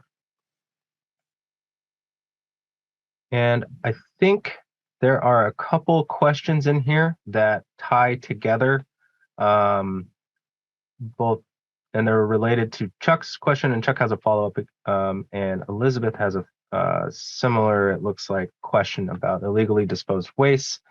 So it seems like a two-parter. One isn't that what the legislature was asking for in 158? So referring to the Senate bill, which relates to this the statute that we are 25135 that we're implementing through our project. And Chuck, if I'm understanding your question correct, you're asking about unmanifested waste for illegal disposal. And one of my thoughts when I was first reading through that was, yeah, that's part of the unmanifested waste is illegally disposed waste. Now it's a matter of how can we obtain that data or that information? Is it a data gap? And if it is a data gap, trying to figure out how the best way to fill that data gap. And that kind of speaks to Elizabeth's question, where is wouldn't the illegally disposed waste ultimately be manifested by whoever address it and disposes of it properly? So we would have that data, correct? I think yes, that data probably exists somewhere in our system. It's a matter of figuring out how to find it. And specifically, what site is it? Where do we find that information? And how long is it going to take to get it? If it's, hundreds of cases, it's dedicating some folks' time to go and pull it. Does it live in a PDF or is it on a database somewhere? Is it easily how do we obtain it? How easily is it obtained? We have a similar situation right now with unrelated to the illegally disposed waste, but one of the things we're trying to get is our recycled material, how much material is recycled on site and how much hazardous waste is treated on site. That information exists in SIRS, but it's all, there's thousands of reports that it's not easy to obtain that data. And so as we are building our systems, one of the challenges is getting the information into a format that we can then input into the databases that we are using to do our analysis. And so a little bit of background, I won't go too far into that because it's a little off subject, but we've been building database analysis or systems to analyze from. So we've been pulling from HWTS, and I think Universal Waste is pulling from like 8 different databases or something along those lines. And we're trying to aggregate all of this information in one place eventually. Right now we have it in 2 places. One's in a Power BI is the program that we're using, and then others is in Excel. So to answer these questions, it's a matter of where is it and how do we get it into a place that we can easily obtain that data and then analyze it. So I will move on from those. Let's see here. For the new report that will be made, do you guys have a plan for community or stakeholder input? If so, how do we get on that listserv? Well, yeah, I mean, we want to receive input from the community and stakeholders now, if you have it. We are currently receiving comments and questions and input. One reason why we wanted to start doing these data dumps, for lack of a better term, is to present the information that we are currently learning to you all. So we can start getting comments on these things. And some are going to live in our parking lot until we can address them in the planning phase because they are very plan-centric. And some provide us leads on how to obtain data for this current report. So part of what we're trying to do is identify areas where we will need to have additional input or need that are data gaps, and very happy to receive community or stakeholder input. So if you have some, please provide it.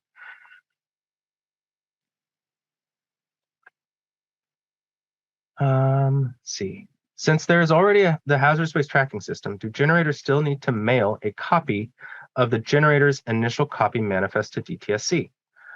I don't think that requirement has changed. I think a similar question was asked previously. You may want to submit that question to the RAOs.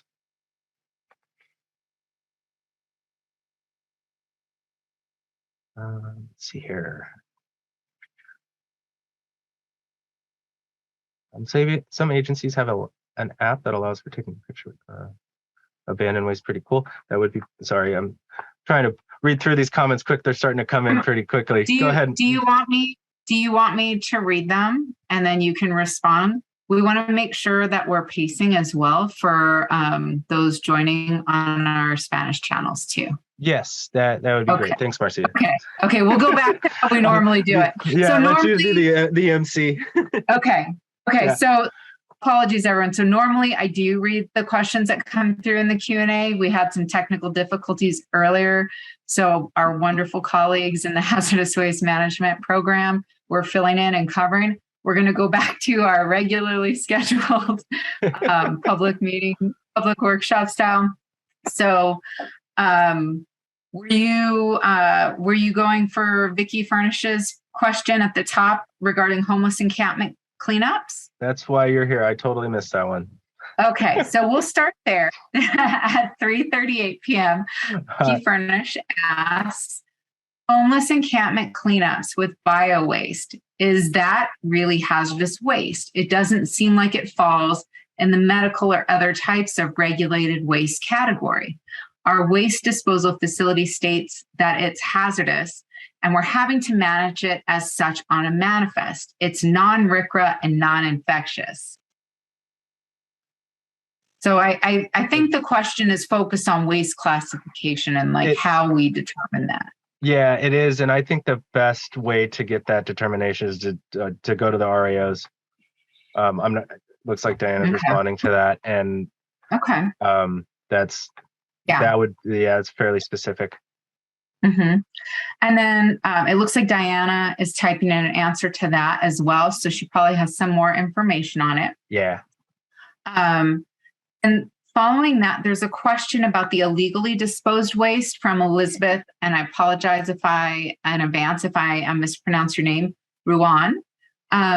Wouldn't the illegally disposed waste ultimately be manifested by whoever addresses it and disposes of it? So we'd still have that data. And Ryan, I think you said we would. Where we house data is in different locations. Yeah, it's just I tried to tie this in with Chuck's question, and I don't know if I did a great job of it or not, but I think it is somewhere. It's just where we'd have to tie it to the location where it was dumped, and it's where's the breadcrumbs leading us. And so it's a bit of a puzzle. And a lot of just for everyone's knowledge here, a lot of the way we track everything at DTSC is being updated to digital versions. So everything from our daily logs has gone digital to the different types of software that we use. And so, we're definitely trying to improve all of our processes here. And it does take some time to pull all of that information together. So our website's updated and a lot of different things like that. So if Ryan's saying we don't know exactly where it is, that's part of it, is that we're updating our systems to be more modern, especially since, we've gone to a lot of remote work. So I just want to make sure that everyone's aware. Not everyone necessarily understands kind of inner workings. Okay, let's see. That's answered. Marvin Spencer is asking, is there a database that summarizes the total fines levied and the types of violations at DTSC? Would that be our dashboard, Ryan? I don't know. I'm not sure. Or hazardous waste? Because we have a dashboard on the website. We do. I'm not sure that it summarizes the total fines or types of violations that we've issued. I'm not sure if that's quantified, and I don't know that there is an area that summarizes it. Would that be a question to submit to the hazardous waste management plan, or would that be an RAO question? I think it would be an enforcement question. Yeah. Oh, an enforcement question. Okay. Yeah. Okay. And so, Do we have an a generalized enforcement email, Diana, that we can share? I don't know if they have an email address. Or But- how we, Yeah, we can put it on our dashboard and then answer it. We can check with our Okay. enforcement folks. Okay. And Zoom keeps a record of all of this, and the team will be going back through to see, you know, what we already have, what we know, what can be addressed. So please feel free to visit their website, you know, for updates. That's, you know, the questions you're asking and the input you're giving are helping us, you know, pull together the information that we need. Okay, Lizette Reese. Chimers documents dumped hazardous waste, doesn't it? I'm sorry, CHMIRS. I'm not sure what that is. She included the thank you, Lizette. It's the California Hazardous Materials Incident Report System database. Wow, I see why you abbreviate it. Yeah. And she included that below. Thanks. I'm not sure. Diana, are you familiar with that database? And is a hazardous material captured in there? Is all of those considered to be hazardous wastes? I don't know. I'm familiar with the database, but I think I'm not familiar enough to know whether or not they would all be waste or some materials. Yeah. But I do think it quantifies some amount. So I think it's a good database for us to look at. Yeah. Mhm. Thanks, Lizette. All right, sounds like we're getting some good stuff. Yeah.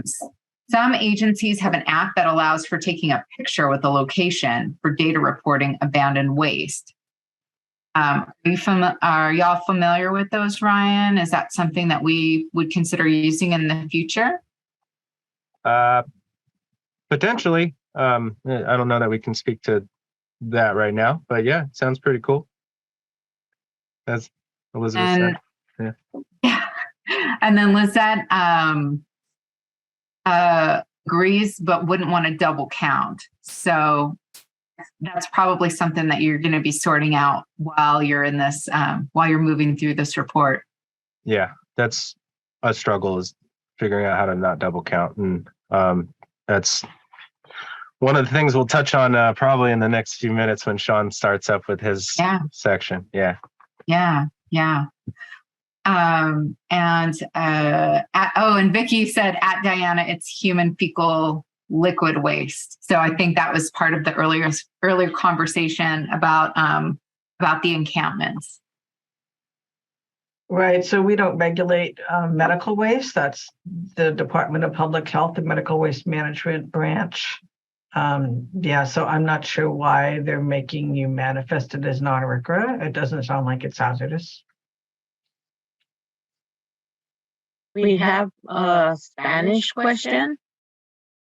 ¿Cómo se puede organizar una limpiadera en la comunidad donde muchos dejan basura? Hay una imagen que se puede usar para guía. What they're asking is, how can they organize a cleanup where waste is dumped in their community? I guess I could answer that. Pueden reportarlo a su concejal y deben de tener su ciudad. No dice qué ciudad vive, pero es un modo de poder organizarse. También hay grupos en las comunidades, aquí en Los Ángeles y en Montebello, Pico Rivera. Hay organizaciones o voluntarios que hacen limpiezas cada mes y se organizan junto con el departamento de bomberos o con sus concejales. Ojalá que les conteste la pregunta. Okay. Do you want me to say it in English? Oh, Brittany translated in English while you were speaking. So we got to hear it in real time, and we got to have the experience that people have on other language channels. Thanks. Cal EPA complaints has the potential, Jeff Esquivel is sharing that Cal EPA complaints has the potential to collect images associated with complaints. So that might have been a reference to, and Cal Recycle has a website for illegal dumping resources. So are we working with our oversight agency at Cal EPA and Cal Recycle on this plan? That might be something to speak to. Yeah, we have been coordinating with them for data, getting different pieces of data, specifically for like universal waste and household hazardous waste. I imagine we will be talking to them more in the future, but that's future us planning phase. Okay. And then Lizette has a question. So we'll take Lizette's question, then we can move on. Is that okay, Elsa? Okay. Yep. Sorry, I actually asked it at during the in the chat comments, but thank you guys. Oh, sure. I'm sorry, I just saw your hand. Thank you. So now we will continue with Sean, and he has a extensive continuation of this program. So, Sean. Sure. I think Ryan was going to introduce me, but I can introduce myself. My name is Sean Browning. I am a senior engineer here for DTSC, and we'll be going through a deep dive in what we see with HWTS and our data. So hopefully everyone here enjoys a good data presentation. Next slide. So as Ken introduced earlier in our workshop, there's 3 types of regulated entities when it comes to manifested hazardous waste. We have our generators that are producing the hazardous waste. We have our transporters that are help facilitating the transport, either by truck, rail, et cetera, to the destination facilities. These destination facilities could be treatment facilities, they could be recyclers, incinerators, or disposal facilities. And as we've been talking about, these disposal facilities could be municipal waste landfills externally to California or hazardous waste landfills. Next slide. So within the hazardous waste management report, we'll be analyzing each of California's manifested hazardous waste streams by looking at the hazardous waste codes associated with the RCRA hazardous waste and California non-hazardous waste, non-RCRA. Also with the report, we'll be reviewing waste generation within each of California's 58 counties and quantifying the hazardous waste streams for each destination we see in HWTS. To answer this, sorry, next slide. As Ken mentioned earlier, to answer these questions, we're utilizing the data within hazardous waste tracking system, and we'll be using it as it is our main data repository within DTSC, and we'll be gathering it throughout our process.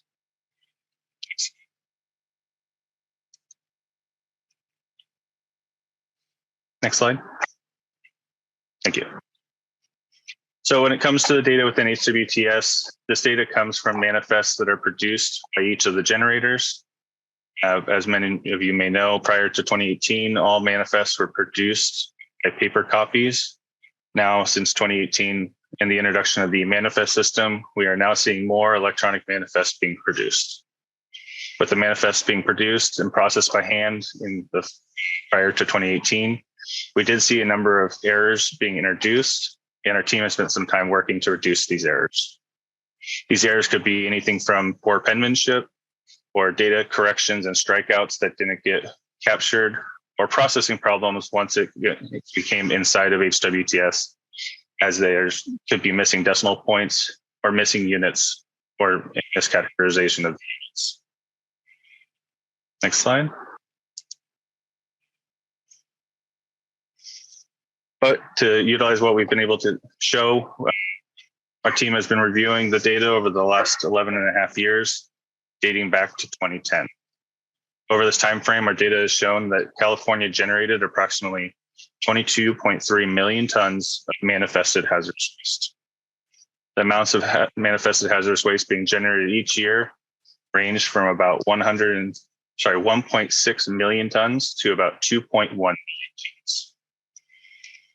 Next slide.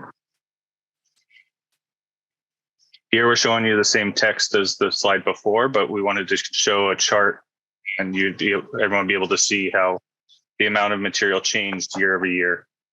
As you can see on the right-hand side, we do capture some of 2022's data, and we'll continue to be processing that as we go. Next slide. So, as Diana mentioned earlier in the workshop, the manifested hazardous waste can be grouped either between RCRA hazardous waste, which is hazardous waste that has been deemed to be hazardous nationally, versus California's non-RCRA hazardous waste, which is waste that could be recognized as that may not be recognized nationally. Excuse me. Now let's dive into the data and we can get a better understanding what makes up the approximately 22 million tons of manifested hazardous waste since 2020. Currently, the data is showing 79% the waste generated since 2010 is non-RCRA hazardous waste.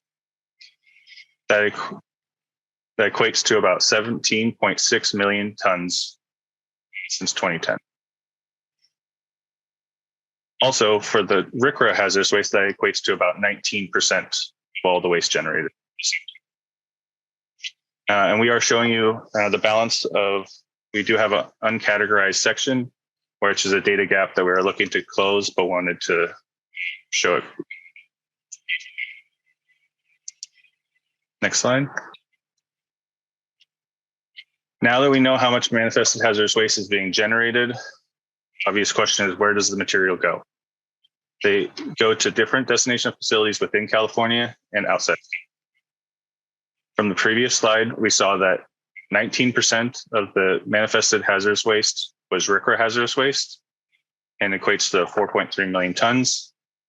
We see about 63% of that waste is being managed outside of California, wherein which about 37% is being managed in-state.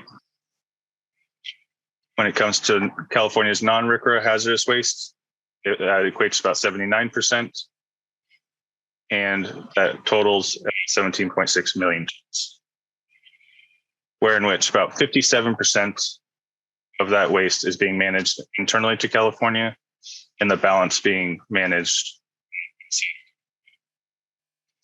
That does mean one interesting note that we do see is that it appears that there's more non-RCRA hazardous waste being managed externally to California than all of RCRA's hazardous waste being generated over the same time.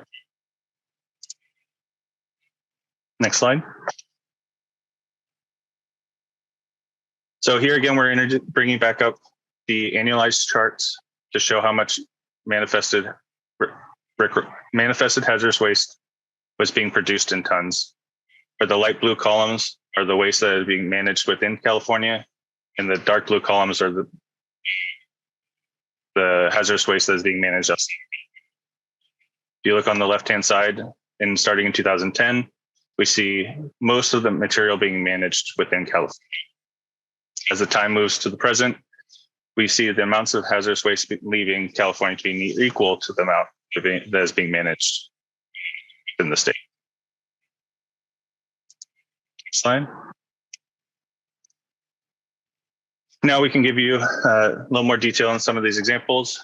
Here we have a breakdown for 2010 of how much manifested hazardous waste was being managed within California versus outside California. In 2010, California generated about 1.8 million tons, wherein which about 62% of that was managed within California, and about 38% being managed. Next slide. Moving closer to the present, we're now showing for waste generation in 2021. In 2021, California generated about 1.6 million tons, where in which about 47% was managed within California, and about 53% being managed. Next slide. Now, to get a better understanding on where this material is going, we can drill down further and to understand where California's hazardous waste is being managed and in what states. From our analysis, it appears about 90% of California's manifested hazardous waste is being managed within 4 states. California, which is about 53%. Next being Utah at 14%, then Arizona at 13%, and then finally Nevada.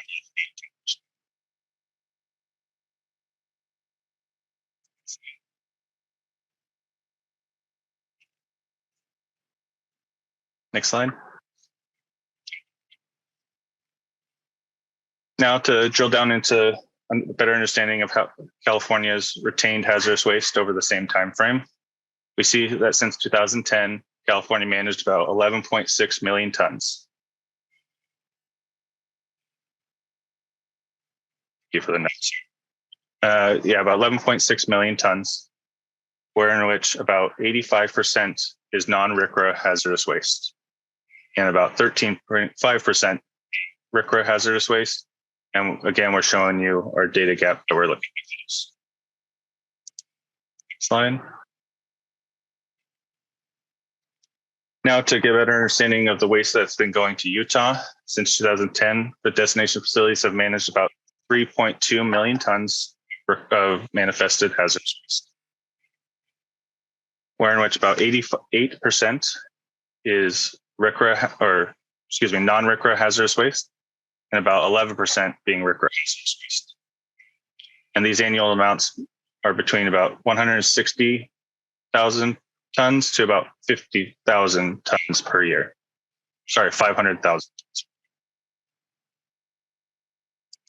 Next slide. Now, continuing on analysis with Utah, since 2010, the destination facilities have managed about 2.9 million tons. About 95% of that material is non-RCRA hazardous waste. And about 3.4% is RCRA hazardous waste. And again, we're showing data gaps that we're looking to close. Next slide. Last in our drill down, we're now looking at the waste going to Nevada. This equated to about 2.3 million tons manifested hazardous waste, wherein annual rates ranged between 150,000 tons to 240,000 tons per year. Here we do see a larger proportion of RCRA hazardous waste being managed within Nevada versus non-RCRA. This may be due to the reciprocity laws, where Nevada will treat other states' non-RCRA hazardous waste as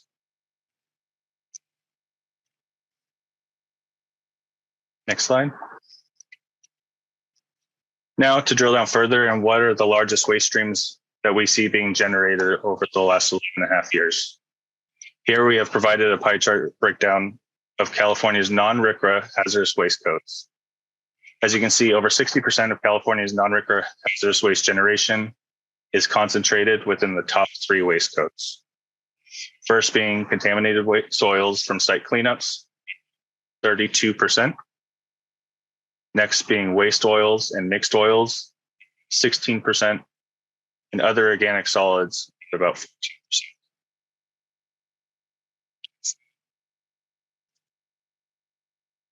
Here we've provided the same style chart for RCRA hazardous waste over the same time. Waste streams are much more distributed over the multiple waste codes, but we still wanted to show you the top 3 for consistency. Highest being lead containing waste, about 8%, ignitable waste, 5%, and chromium containing waste. Next slide. Also within the report, we'll be discussing how each of the hazardous waste streams are being managed once they reach the destination facilities. Here we're showing early results on how hazardous waste is being managed. Since 2010, we see most of California's manifested hazardous waste being disposed of at destination facilities, with about just over 50% being managed outside.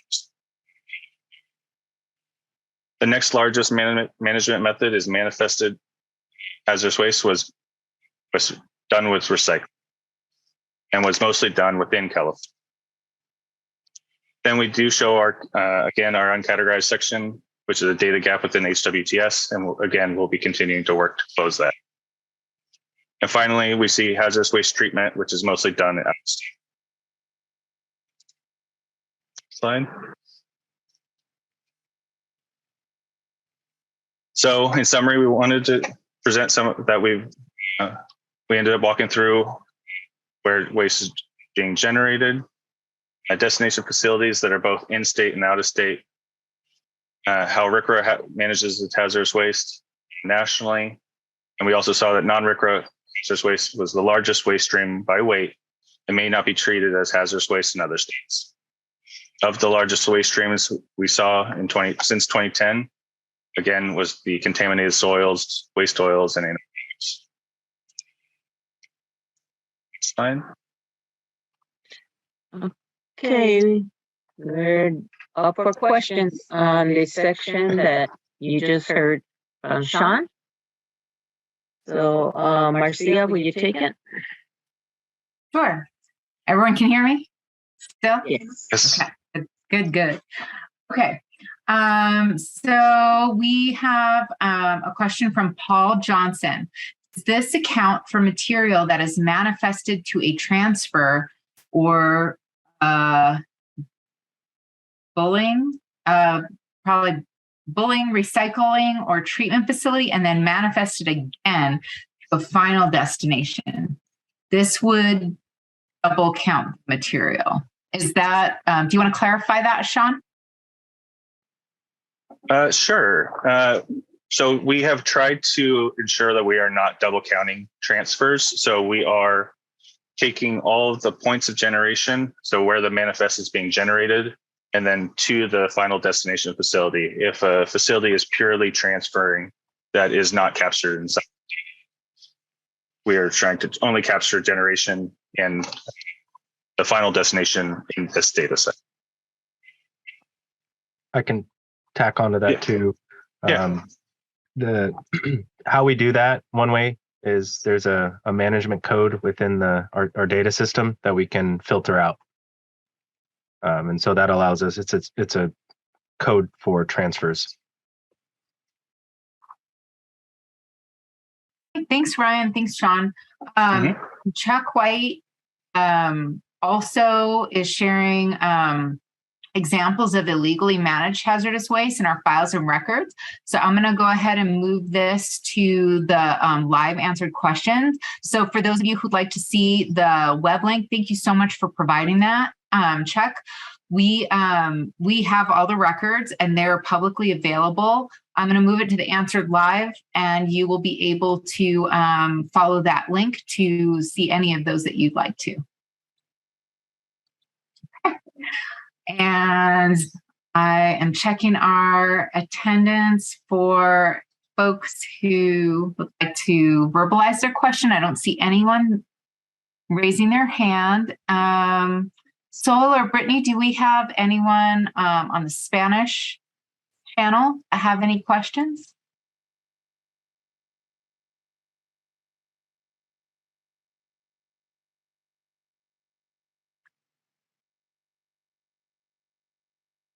None. Okay, no questions there. Thank you so much. And anonymous attendee asks if you could go over the reciprocity rule with Nevada and other states that we have such agreements with. Is this in effect one-way agreement based on an assumption that California hazardous waste is more encompassing? I think I can answer part of that. Okay. So the reciprocity is a term that we're using for other states that recognize hazardous waste generated in other states as hazardous. So, for example, the question provided Nevada. Now, Nevada has written into their, don't remember offhand if it's in their statutes or their regulations that hazardous waste generated in other states would be considered hazardous for their purposes. To the part of the question about other states that have such agreements, we haven't found other states that have that agreement or those rules in their statutes or regulations.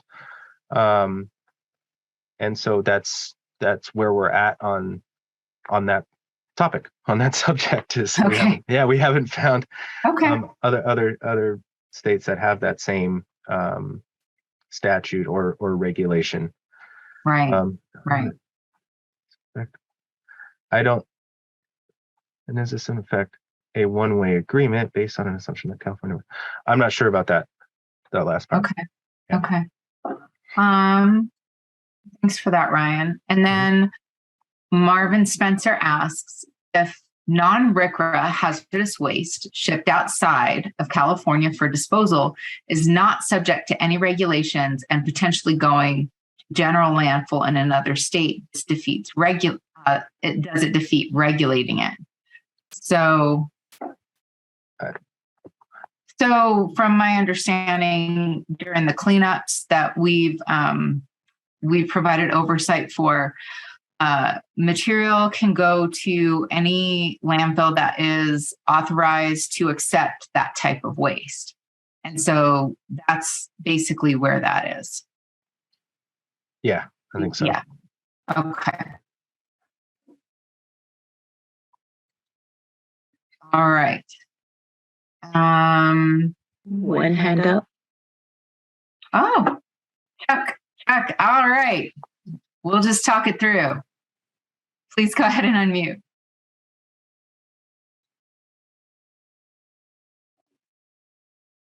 All right, can you hear me? Yes. Yes, sir. Chuck White. A number of years I worked on that whole issue of exporting non-RCRA waste to Nevada, and there's that one facility, US Ecology, that actually is a permitted hazardous waste facility, and a lot of it goes to Nevada to that facility. But in terms of the fees that are paid for the disposal of that, they're substantially less. If it's a hazardous waste in California, it is allowed to be managed as a non-hazardous waste in Nevada, but it's only allowed to go to one facility in Nevada, which is the US Ecology facility that is actually on land owned by the state of Nevada. And the fees that are paid for the disposal are like about 10% of the equivalent fees that are paid for land disposal of that same waste in California. So there's a huge economic incentive to ship those wastes to Nevada. I'm not saying that's good or bad or indifferent. It's just that Nevada incentivizes by lowering the fees for these kinds of non-RCRA waste as long as they go to that one hazardous waste facility in Nevada. That's all I had. All right, thank you, Chuck. Thank you. We have a question about the new fee structure coming into effect for hazardous waste facilities in California as part of Senate Bill 158. Many of these fees are being passed down to generators. Does DTXC expect this to cause more waste to be sent out of state? Great question. Yeah. Yeah. Gas prices? I'm not sure. Yeah, I don't know. Anecdotally, and we've heard from a couple sources that it's doing the opposite and it's incentivizing more waste to be kept in state. However, we haven't been able to verify that. So that's what we've heard from a couple different places. But because the new fee structure just went into place, I believe at the beginning of this fiscal year, we're very curious on our end for this report to see if there is if we can see that bear out in the coming years. I don't know if we obviously won't be able to have a trend from one year, Yeah. But it's going to be actually really interesting to watch as the data rolls in. Right. Because it's a good question. because the fee structure won't be the only contributing factor, right? Yeah. Yep. Exactly. Yep. Okay. Chuck, your hand is still up. Did you have another question or? I'll lower it. Sorry. Yeah. Okay. Just checking. Okay. I don't see any other questions or hands up.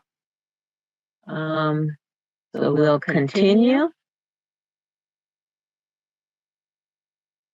Okay, so we're towards the end of our workshop for today. To close it out, I just wanted to quickly cover a few of our future endeavors that we're trying to go down the path of. First, we're working to gain additional access into SIRS to try and obtain more information or easier access to the RMRs, or the recyclable materials reports, for material that's recycled on site, as well as the material or hazardous waste that's treated on site. These are both, I think, pretty significant volumes or tonnages. So we're trying to understand that a little better. The reporting for it is what's one, and as an example of what's making it difficult for the RMRs. They're all in PDFs, and so I think there's a few thousand, and trying to obtain that information, get it into a database that is easy to, or get it into an the format that we can manipulate. It takes a lot of effort. You have to go to SIRS and then click through a bunch of different tabs to go and find the report, and then you got to scroll into the report and find the information you're looking for. There are a couple other ways we're exploring of doing it, but that's an example of one of the challenges we are having. So that's a data gap currently that we're working to fix or to fill. Let's see. Another thing we're working on is an interactive mapping program. We're hoping to have that ready in the next year or so. What we want to do is be able to show locations of generators, destination facilities, and then provide some detail about each. We're working through the technical pieces of it right now, and first step was getting all of the data into a place that we could then import it into our GIS systems. And so that is, step one is getting the information. Step two is then building the tool to use it for the map. But we're pretty excited about that. That's should be a fun feature over the next year or so. And then we are working on draft reports and trying to identify contracts for additional research and line some of those up. And then lastly, we plan to have 2 more subject-specific workshops. The next one's scheduled for August 3rd, where we're planning to discuss hazardous waste transportation. That's another big piece or chunk of the hazardous waste management program. And then we have it listed on our website for August 17th, where we're planning to discuss destination facility assessments. That might change. It depends on how much we're able to evaluate. We want to make sure that we give a workshop that is worthwhile, that has good information, and we don't want to waste people's times, as well as we have this report to write, and we are currently writing it. So after the subject-specific workshops, we intend to have a workshop where we roll out the report, the draft, kind of explain how it's organized and kind of a high-level summary, and then have another one shortly after to receive comments once people have had a chance to review it. That's the tentative plan as of now. It is subject to change based on schedule. We're on a pretty tight timeline. This report is due in March, and so it's coming up quick. But yeah, stay tuned. Our website has we'll have updates and additional information. So next slide. I think there is one more with contact information. Yeah. So we wanted to show our website again.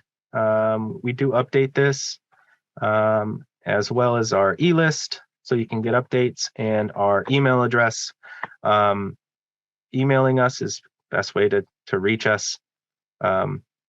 It's dtsc_hwplan@dtsc.ca.gov.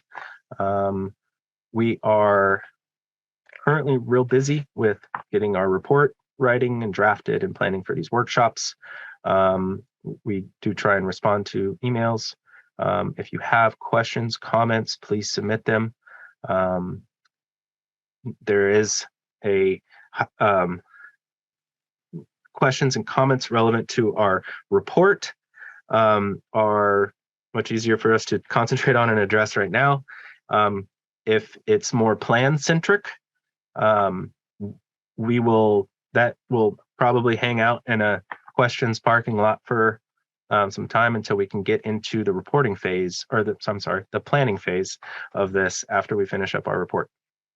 So the big push towards the end of the year will be to get our draft report in a good state, finish up our initial slug of research, and be able to get that into our report and get it into ship shape so we can send it out. With that, I think that is the last piece of information I wanted to go over. If there are any other questions, let's pause here.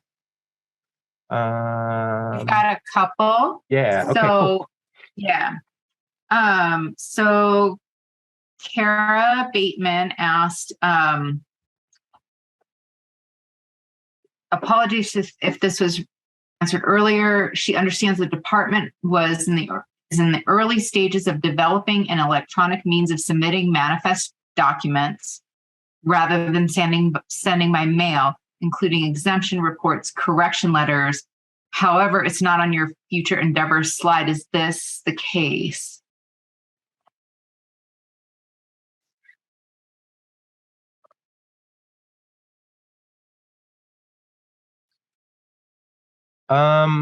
That is a question I will have to ask, I think, of our HWTS team. I don't know. I don't know the answer to that. I'm sorry, Kara. Okay. And then for Kelly and the anonymous attendee, how do you sign up for the August 3rd and 17th workshops? You'll be able to sign up on our website, and an email will be sent to the folks on our list. You're probably here because you're on our list. If you're not, you can sign up on our website. And then PowerPoint presentation, the recorded meeting, all that's going to be on the website. Elsa just dropped the website and the email address into the chat, so you should be able to copy it out of that. Otherwise, you can go to our general DTSC website and do a quick search for it, and it'll come up very easily. Hazardous Waste Management Plan. And our PowerPoint this PowerPoint that we presented today is already there. It's already there. Amazing. Yeah, okay. Yeah, ready for that. And a recording of our previous workshop is also loaded up there. Yeah. It looks like Maria Solomon is with us today, asking about the Class 1-2 minor violations dashboard. I think Diana's going to follow up with her. Lizette, one of our Board of Environmental Safety members, joined us today. Thank you so much for being here. We're really glad you were able to join us today. Yeah. And that you enjoyed the presentations. Anyone else, or should we wrap up? I don't see any hands raised. Yeah. I hope all the information was informative. I'm really happy that we had so many attendees, and thank you for the participation and the time. We know it's been 2.5 hours. That's a long time for everybody, so we do really appreciate it. We are pushing hard to get this report to a good place and share information out as best we can with everybody. So we are hopeful to get comments and questions and feedback. And I think with that, do we have that survey summary? Elsa was. The survey will be sent automatically as soon as we finish, and then you reply to it. Very important, if you used our Spanish translation or interpretation feature, if you could please answer to that. We need to know those numbers.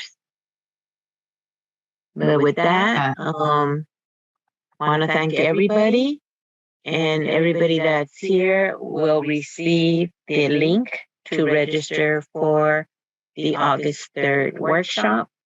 And we'll be sending that out very soon. Wonderful. Okay. Well, thank you, everybody. Thank you, everybody. And Marcy and Elsa, once again, thank you for all the support.